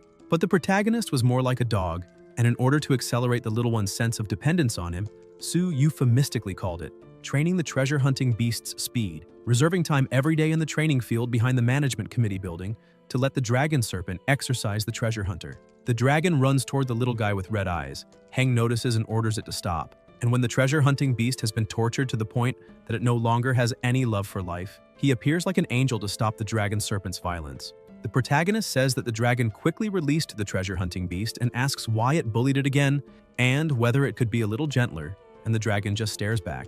Rescuing the treasure-hunting beast from the dragon serpent's claws increases the little one's trust and gratitude toward him, and Sue tells the little guy not to cry and to close his eyes, saying that he will subjugate it now and that it will obey. And up to this point, his plan has been perfectly executed. On the outskirts of the grizzly bear forest, a vehicle comes to a stop. Jung says that crossing that river means leaving the outer area of the grizzly bear forest and entering the inner area, that someone will come to receive them on the next leg of the route, and Heng says he is tired. Someone approaches and jumps down with a dangerous species, a red-flame tiger, and a red-haired woman asks if he is Sue, saying that she is Hei Ju, the tamer stationed at the grizzly forest garrison, and that he can call her senior sister. The two guards greet her and Heng greets her as well. Ju jumps down and says that the castle lord has already notified them through the short-range communicator that he would come to the forest for a month of training, and she thought he should have arrived earlier but did not expect him to arrive only today. The protagonist apologizes for the delay due to some unforeseen circumstances, and Ju says it is fine, telling the two guards they can head back. The guard asks whether the luggage behind is safe. Hei touches her necklace and orders her pet to come out. A monkey is summoned, and Sue thinks that the silver-backed, iron-armed monkey, a highly dangerous species, is at least purebred, and Ju comments that if its strength has broken the racial shackles, it is even harder to judge just by appearance. The monkey senses something, and Jung says to take the luggage to the base. Hei mounts the tiger again, and Hank says there is no need, then summons his own pet. Ju is surprised and says that he truly deserves to be proud, the professor's junior disciple, whose first tamed beast is already an extremely dangerous species, and she wants to see how capable he is, because riding and fighting are completely different matters, saying that this one was also pretending to be weak at the start to deceive them. Not all bears can master this ability, which instantly increases strength and defense. And with this, the dragon is no match for such an enemy. So Jen says it is time to interrupt the challenge. The protagonist replies that in his mental world he has not yet received any request for help from his pet and chooses to trust it. The bear becomes even more enraged and charges with full force. The dragon releases its mana and flees, but the bear is too fast, and Jen says that at that speed the pet will not be able to escape and will end up seriously injured. The bear leaps, the dragon hesitates for an instant, flicks its tail, and activates the second phase, Stubborn Stone, causing a massive impact that strikes the opponent and knocks the bear down, sending it rolling away, while the dragon watches until the bear stops rolling and lies motionless on the ground. Lin remarks that it is a foolish bear and asks why he has never encountered such a stupid one before, and Sue replies that it was just luck. Jen adds that with Heng's current spiritual energy, he cannot remain airborne for long, while the protagonist is hanging from a tree.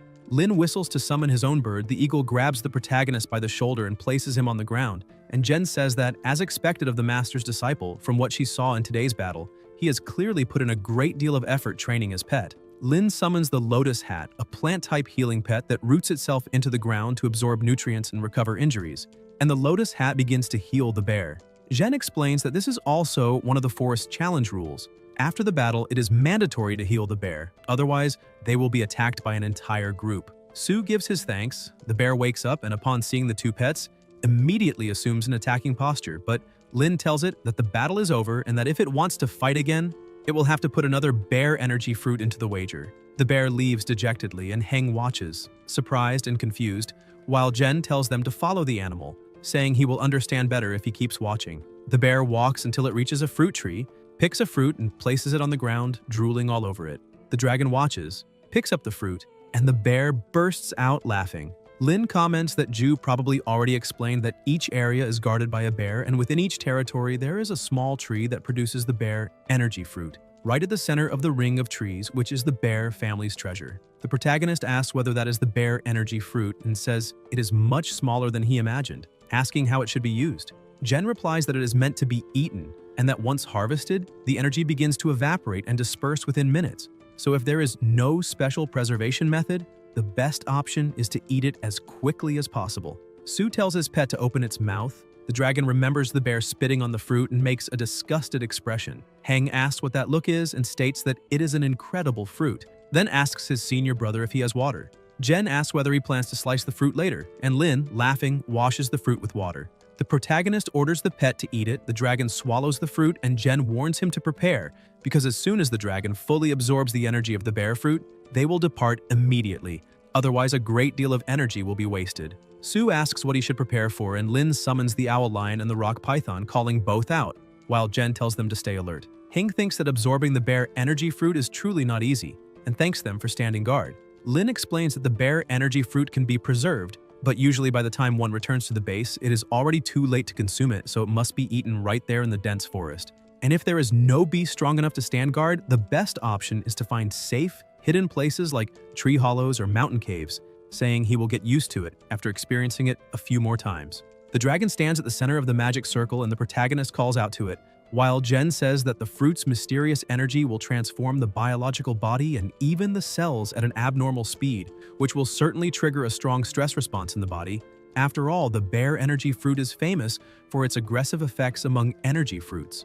The dragon begins releasing extremely powerful energy. 3 days have already passed since it ate its first bear energy fruit, and in these 13 days its size has rapidly grown to approach the limit of the growth stage. Its strength, endurance, and physique are no longer weaker than the peak of that stage and may even surpass it. And since arriving there, it has eaten about 8 to 9 bear energy fruits. The dragon seems to have a talent for provoking itself, and its challenge to success rate leaves Lin both shocked and embarrassed. In 3 days, it fought around 20 bears with a win rate close to 50%. And aside from the first foolish bear that the dragon defeated by luck, the real reason for such a high success rate is the hero, the treasure hunting beast. Almost every bear the dragon challenged was one that treasure hunters had previously discovered, which is why Jen only managed to obtain a single bear energy fruit in more than 10 days, while the dragon obtained 8. This is the secret Lin has still not been able to figure out. The dragon roars, and the protagonist asks whether it means it is sensing again the bear that used that talent ability on the first day. The dragon nods, and Sue tells them to go take a look. Hidden behind bushes, Heng wonders whether this is another fight and thinks that the armored wolf is a mid-level, dangerous species that usually lives in dark caves and mining veins, and since this is the grizzly forest, it must be a tamed pet. There is a tamer nearby saying that, as expected, that guy is not enough, and ordering his armored wolf to advance and eliminate the bear. The protagonist thinks that the heavy armored wolf has no weaknesses, that it is a powerful special danger species, comparable to a weaker high-level dangerous species, and far stronger than Ju's red flame tiger. That wolf is in perfect stage and well-maintained. It charges at the bear, strikes it, and knocks it down with a single blow, and Sue is shocked by how easily the bear was defeated. Brother Huang had already said that Black Lantern Castle is a force that has existed in this wilderness for 100 years, and that in the process of development, battles and conflicts are inevitable, so some enemies naturally emerge. The force hostile to Black Lantern Castle appears to be made up of tamers, who control heavily armored wolves, because they dominate a habitat of armored wolves just as Black Lantern Castle controls the grizzly forest, though on a smaller scale. Their appearance in the forest is no surprise, and they must have come for the bear energy fruit. Sue wonders how they plan to preserve it, knowing that not even Black Lantern Castle has fully grasped the sinister method of harvesting energy fruits. The masked tamer approaches the fruit with a syringe and injects something into it, and Heng wonders what that is. The protagonist notices a scout beast above them. The tamer continues applying the liquid until he hears a sound and, annoyed, mutters that he never thought a rat would be hiding there. He calls his pet to take a look and mounts it. A few minutes later, the tamer is chasing after the dragon with Sue riding on its back, and Heng thinks that this man is capable of taming a special classification dangerous species, a heavy armored wolf, and even sneaking into the grizzly forest while concealing his identity to avoid detection. So he must be someone important. The protagonist grabs the radio and reports that he has found an illegal hunter and requests reinforcements, but the radio has no battery. Sue realizes he has been too relaxed at the gathering point for too long, and that relying on his teacher's name for protection made him less cautious. He vows to himself that he will bring this information back and leave alive. Heng releases energy to boost his pet's speed, while the tamer continues riding the wolf in pursuit, ordering the heavy armored wolf to use its awakened skill to catch up and eliminate the rat and the beast. The wolf stops, looks ahead, and activates its awakening, Devil Attack, Straight Line Shadow Strike, rapidly closing the distance. The protagonist reacts and orders his pet to use Level 2 Devil Attack and keep running toward the densest area of trees. The dragon keeps running and flapping its wings, and Sue thinks that the acceleration effect of Level 2 Speed Boost is not as strong as Straight Line Shadow Strike, but it has the advantage of changing direction. Since the enemy likes reckless attacks, it is better to lure those strikes into the trees, and if luck allows, even drag the senior brother into the chaos. The wolf uses its paws and head to smash trees in half, and the tamer comments that the rat is too fast to escape. He then summons another beast, an electric-type tiger, mounts it, and orders it to pursue them. The tiger bursts forward at terrifying speed, quickly catching up to the dragon. Sue's pet manages to dodge the attack but still takes a scratch. and Heng recognizes it as a special classification, dangerous species, a lightning light tiger at the perfect stage. He realizes that at this rate, even if they are not captured, they will still be badly injured. At that moment, the protagonist comes up with an idea and asks the treasure hunting beast to guide them to the nearest bear leader's territory. The treasure hunter tilts its head, points the direction, and the dragon shoots off along that route. Su orders his pet not only to flee, but also to counterattack with Earth Spear sacrifice, and while retreating, the dragon activates the skill and raises a stone barrier. The tamer commands his pet to attack, his ring begins to glow, the wolf smashes through the stones, and the chase continues. The tamer sneers that he does not believe the boy can escape. Heng looks back and sees the pursuer refusing to give up, the tamer ordering them to be found. The tiger sniffs around and begins to feel fear, and the tamer asks what is happening. When inside a cave, a series of red eyes open in the darkness. The bear chief emerges from its den, and the tamer panics upon realizing it is a leader-rank monster, ordering his pet to run. On the other side of the forest, the protagonist looks back and thinks that the bear leader can summon the entire group to attack, and that without his teacher's token, even a powerful hunter like this will not be able to withstand all the bears of the grizzly forest. He orders the dragon to run, saying they must return to base and call Senior Suayu, otherwise many of the forest's energy fruits will be stolen. The dragon activates level 2 devil attack speed until it suddenly stops, and Su shouts for it to dodge quickly. The dragon leaps and climbs onto a tree. The tamer remarks that it is a pity that he was lucky to dodge, and Heng asks whether he really managed to catch up. The tamer replies that his lightning light tiger has a target locking ability, so even at long range it can still track the enemy. The protagonist realizes it is a tracking skill. The tamer says that using the bear leader to draw danger and then fleeing to report is a clever strategy. But Su must understand that a tamer of his level is easy to use an idiot bear as a shield, and that in the end, he is nothing more than someone who can only control a low-level scaled lizard. He orders the tiger to finish everything. The tiger charges, but suddenly stops, confused and frightened. The dragon activates level 2 awakened power, and Su understands that the treasure-hunting beast, being of the mysterious type, has used its talent skill, illusion, making the pursuer see the dragon as an ordinary scaled lizard. Although the dragon's power cannot completely restrain the tiger, it is enough to buy a few seconds. Fortunately, he had prepared a smoke bomb using residue extracted from dense black grease,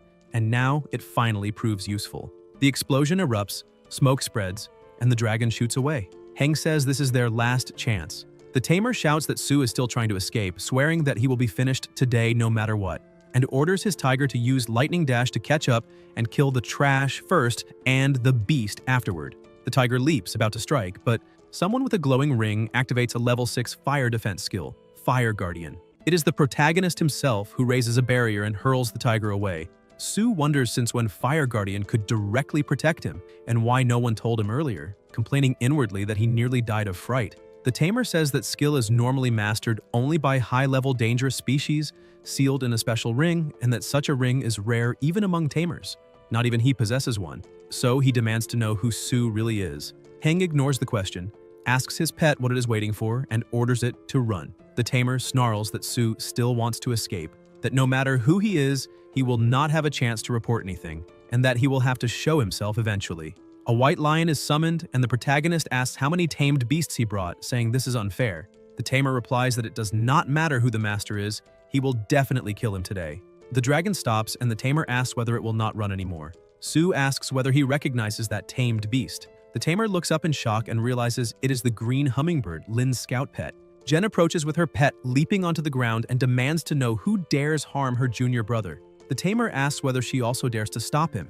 Lin replies that he will not only stop him but also kill him, and Jen says, "City of Sinful Fire, trash." Heng recalls that he has heard of them before. The full name of the City of Fire is the Sinful Fire Gathering Area, also a large-scale gathering place with deep and exceptional foundations, and it has always been hostile to Black Lantern Castle.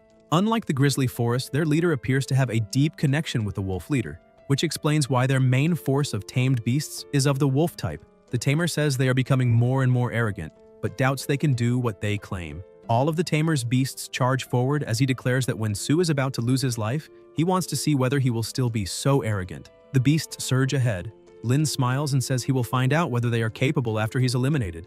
Jen summons her python, which releases its power and flings the wolf away, and the protagonist calls out to his senior brother. The wolf is struck in the face. Lin summons a flame and heat avatar that slams into the wolf and hurls it away, and the tamer looks on in shock. That is a flame and heat avatar with poison, martial, heat, magic, and charm attributes, a special classification dangerous species. Su realizes that his senior brother planned this from the start. When he summoned the python, he also summoned the flame and heat avatar, but concealed it with a magical stealth skill, preparing an ambush.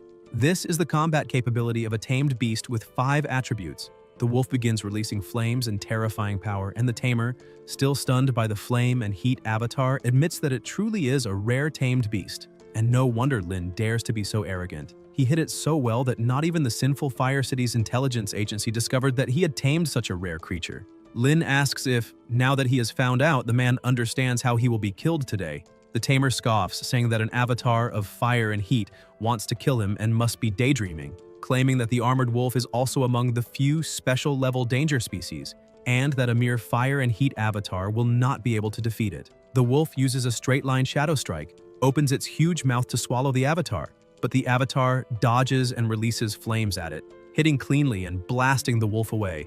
The protagonist is shocked, wondering if his senior brother is really that strong, and the tamer says that power is terrifying. He asks if Lin thinks he can seriously injure his heavy armored wolf, ordering the wolf to reapply its armor. Zhen orders the avatar to make him feel even more pain and use Heat Fist, crystal form. The avatar's strength surges and the two charge together, their blows colliding in a massive explosion. Flames spread around the avatar with tremendous energy. The tamer admits it is incredible, saying that, as expected of a rare tamed beast like a fire and heat avatar, it can master both classification type and awakened type skills, and no wonder it managed to heavily injure his heavy armored wolf. The tamer then summons another beast, a red-scaled beast, and Lin asks if he thinks that trash can help him defeat him. The tamer replies that he does not need to defeat him, only stall him, because people will naturally arrive to kill Lin. He asks over the radio which of them is interested in killing Lin, and Zhen answers that if that is what he is thinking, Chief Shu has already been notified, and now it depends on who arrives first.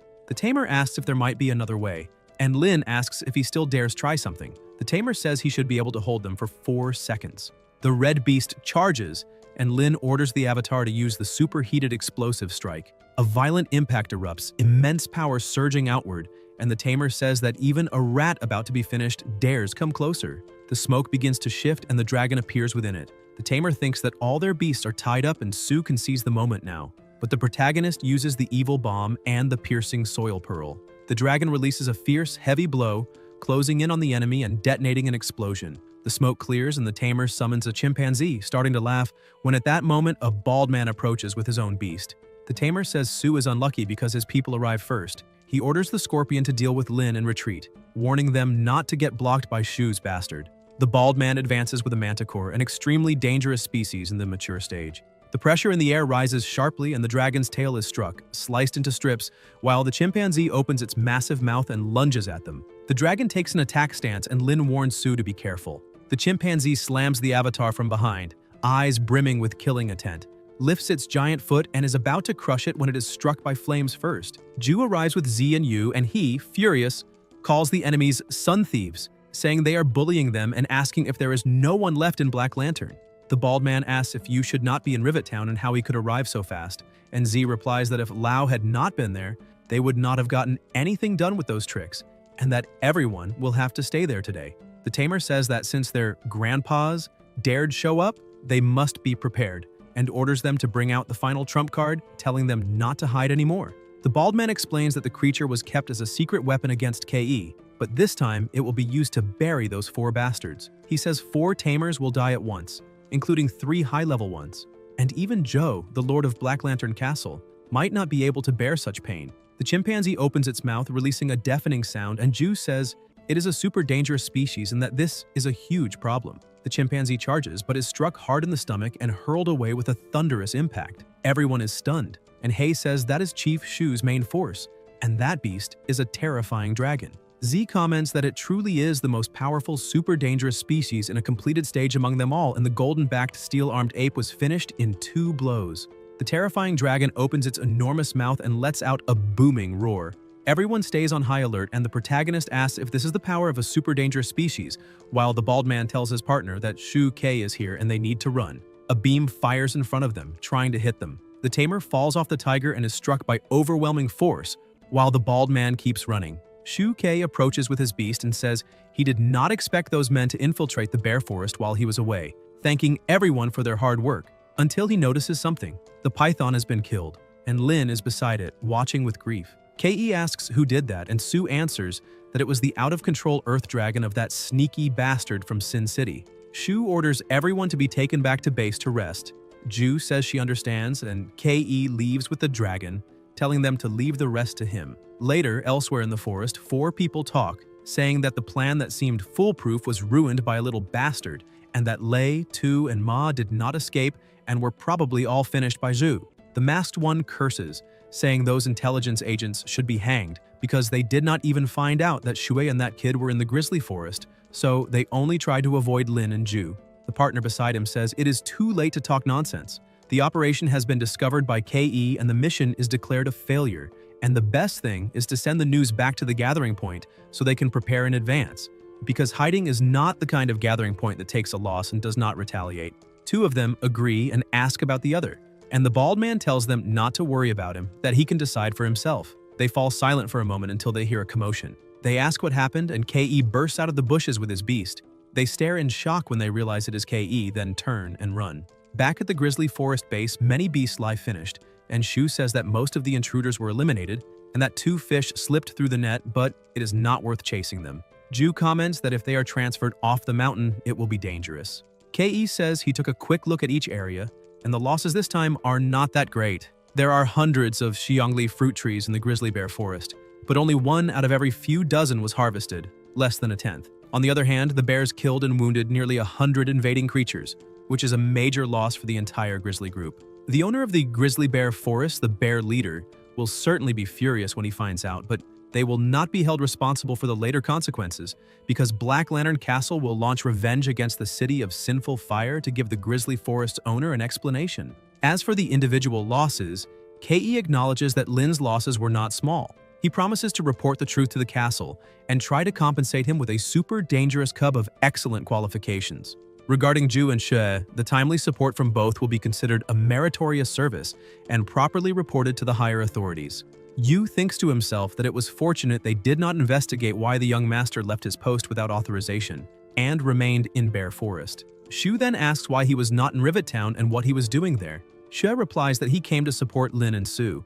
Ke tells him to stop pretending, stating that he has no patience to argue about that, and that he will take him back to Rivet Town immediately and make him stay there. Xue leaves awkwardly without arguing. Shu comments that the plan of Sinfire City being thwarted this time was mainly due to Su and Heng, and that both deserve credit. He believes the castle lord will be very satisfied and will not hesitate to reward them. Since they are in Grizzly Forest, they cannot ignore the achievements obtained there. Shu suggests that the base warehouse has many valuable items, and that he can choose 1 or 2 as a reward. Su replies that if Lin had not arrived in time, even though the enemy's plan was ruined, he would probably have lost his life, and that it would be better to transfer this reward to his senior brother. Ke smiles and says that it is a good thing to see 2 juniors so harmonious. He assures them that both are indispensable and that Lin's rewards and compensations will be decided directly by the castle lord, so there is no need to refuse them. He then tells them to prepare, as he will take them to the warehouse. Su asks to wait until the next day, claiming that it is not very convenient at that moment. At night, elsewhere, Heng comments that after reflecting for a long time, he has finally reached a conclusion. If one is to choose a treasure, it would be a waste not to consult the ancient records. He says that the final destination of beast tamers is always the same, to turn their beasts into dragons, reaching the top of the food chain. However, the journey to become a dragon is extremely dangerous and requires countless precious materials to obtain a tiny chance of success. In this context, the cost-benefit ratio of the treasure-hunting beast becomes even more evident, because a treasure-hunting dragon beast would have a much higher probability of obtaining evolutionary materials. Just as there are various ways for a scaled lizard to transform into a dragon, there is also more than one path for the treasure-hunting beast to evolve. However, while lizards have dozens of evolutionary routes, treasure-hunting beasts have only 9. 8 of them depend on the bloodlines of other dragons. To preserve the ability to obtain treasures, there is only one option: evolve into a treasure-hunting dragon beast, still under the dominion of the mysterious system. Su opens the ancient book and decides to wait until dawn to go to the warehouse in search of treasures. The next day, at the Grizzly Forest base, he asks if he can already go to the warehouse. Ju replies that the chief asked him to inform them that a border observation station happened to discover traces of a Sinfire City supply convoy the previous night. Without wasting time, the chief departed immediately to destroy it. Ju comments in an ironic tone that if only it had been finished yesterday, and that now the reward will have to wait for his return. At that moment, Heng has a sudden idea and tells his pet that he has just thought of something important. The dragon is confused, but the two leave quickly. Hei observes the scene and complains, asking why he spends the whole day grumbling.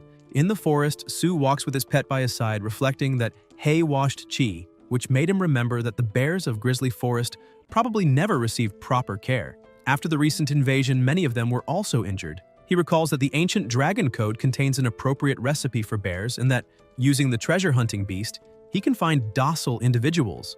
Su concludes that no one said the only way to obtain Xiongli is by fighting. He calls his pet to make use of the remaining time in Brown Bear Forest and move on. The dragon, still confused, simply follows him. Under his leadership, relying on the treasure hunting beast, the dragon lizard, and the special formula of the ancient dragon code, one person and two beasts go through another abundant harvest. They heal a brown bear again and even give it a bath, obtaining a good reward. 3 complete Xiongli fruits and some rare bird eggs, all handed over to the dragon's serpent lizard. At night, something unexpected happens. The bear assumes an attack stance and activates a level 4 illumination skill. Heng watches carefully and says that, since the food was delicious, the bear wants to repay them with a battle. The dragon also takes a combat stance. The bear charges, but the dragon attacks first. Su comments that it is a pity since his pet's broken tail has not yet recovered. The bear hits it head-on, knocking it down and pinning it. Su tells his pet to admit defeat, reminding it that the injury has not healed yet, but the dragon insists on fighting. The bear glares at the dragon with red eyes and raises its paw to attack. The dragon grabs both paws, unleashes its power, and activates Dragon Song combined with the Warhammer, releasing an absurd force. Heng gets excited at the sight while the bear flees in terror. Su is surprised to realize that this is a level 4 illuminated skill. He approaches his pet, strokes it, and says he did not expect it to be so talented in Long Wei, reaching the 4th level of illumination. Fragments of the dragon's skin begin to fall off, which makes Heng worried. Suddenly, an overwhelming energy is released. The dragon's tail regenerates and becomes even more powerful.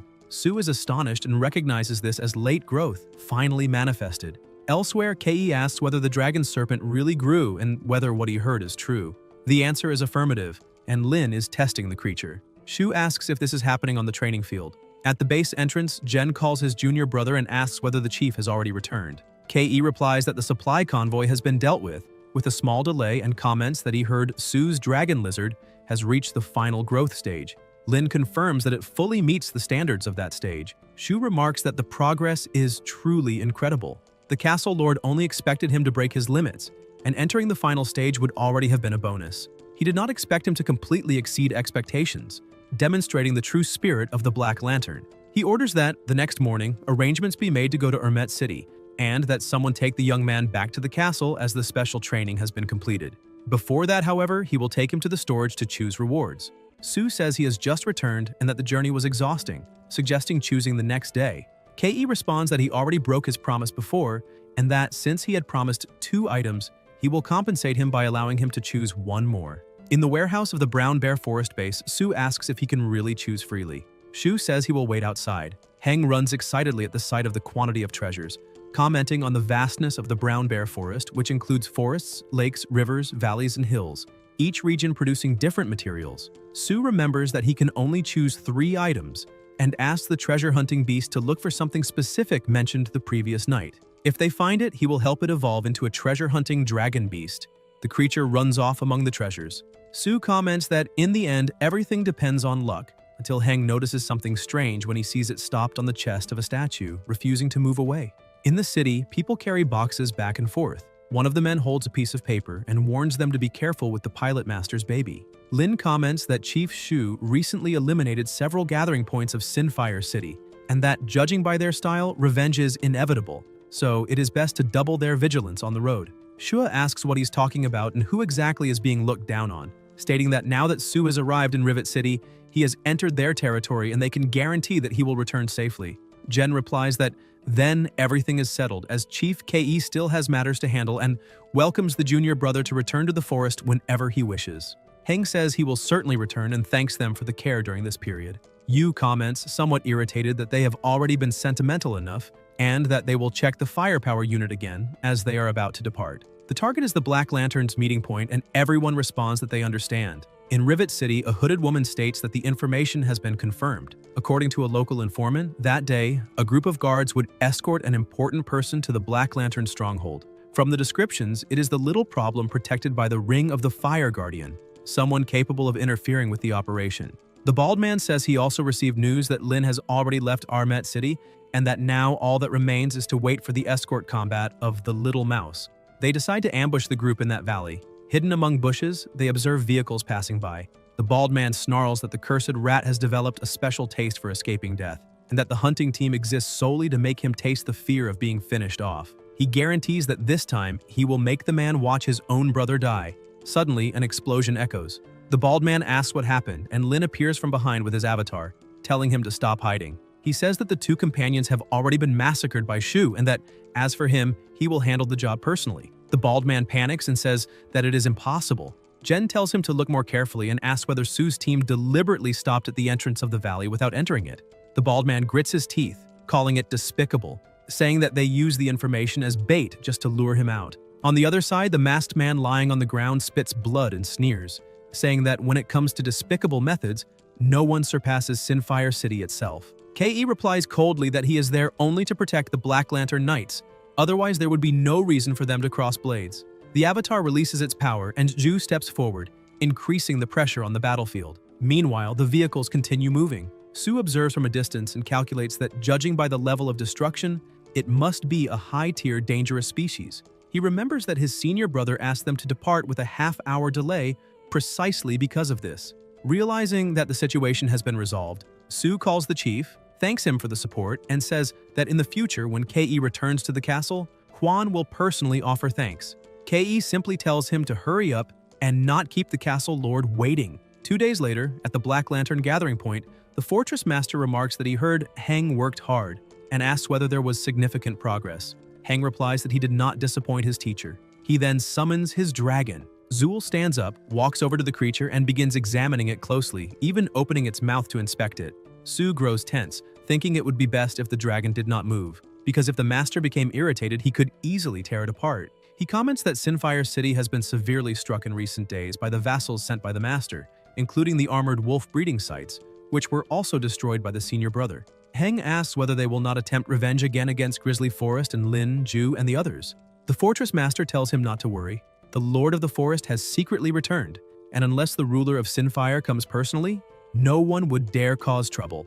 Moreover, Heng not only completed the special training, but also contributed greatly to the illegal hunting case in Sinhuo. Su asks whether the master still has the high-level dragon scales he gave him before, and whether he could eat another slice. Zul laughs and asks whether just one piece is enough, saying that he performed excellently and asking whether he does not want to formally enroll as a disciple, or if he desires anything else. Su asks to request a reward on behalf of his senior brother, stating that, in Grizzly Forest, if Lin had not sacrificed the main combat force to restrain the beast and save him, he might not have returned alive. He comments that Lin is indeed a good seedling with spiritual cultivation at its peak, and that after the new year, someone will send a Qingyan Liaohu cub as compensation, so that the rescue will not have been in vain. Heng thinks that Lin truly received a blessing in disguise. Zul adds that he also arranged a villa for Su, suggesting that he use his free time to visit his sister and organize the move, since the grand competition of the Six Lands is about to begin. Su thanks him and says that he lived up to expectations. As he leaves, he calls him and says that as a teacher, he must teach him something. Excessive humility is not a virtue in the world of masters. Strength must be respected, and when it is necessary to fight, one must fight. On the way home, Zul's words echo in Su's mind. After everything he experienced in Sinfire City, he understands that he can choose to be a moral person, but only if he has enough strength to force others to listen to his morality. When he arrives home, he hears a female voice commenting on an old scandal of his. Confused, he wonders which old woman is spreading that.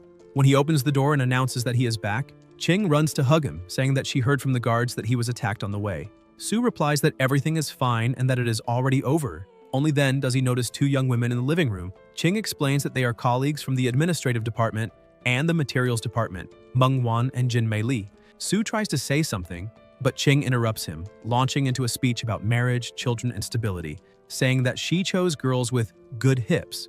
and that they even helped prepare the table.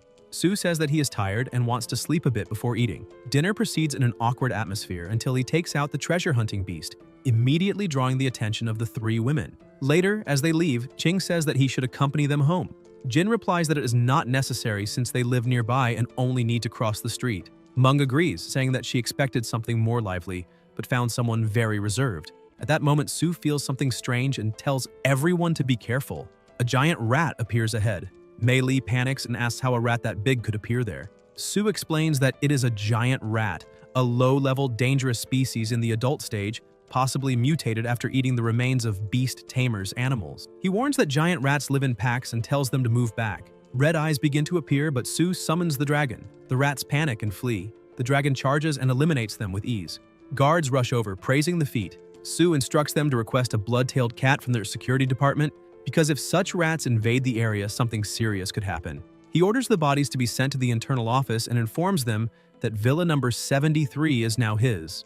Later, Heng discovers that this villa was He's former residence, and that since then, the troublesome Lu Ling, the neighbor across the way, has begun behaving himself, especially after seeing Sue's sister. Guys, if you enjoyed the video, leave a like, comment, and subscribe to the channel so you don't miss new content. Thank you.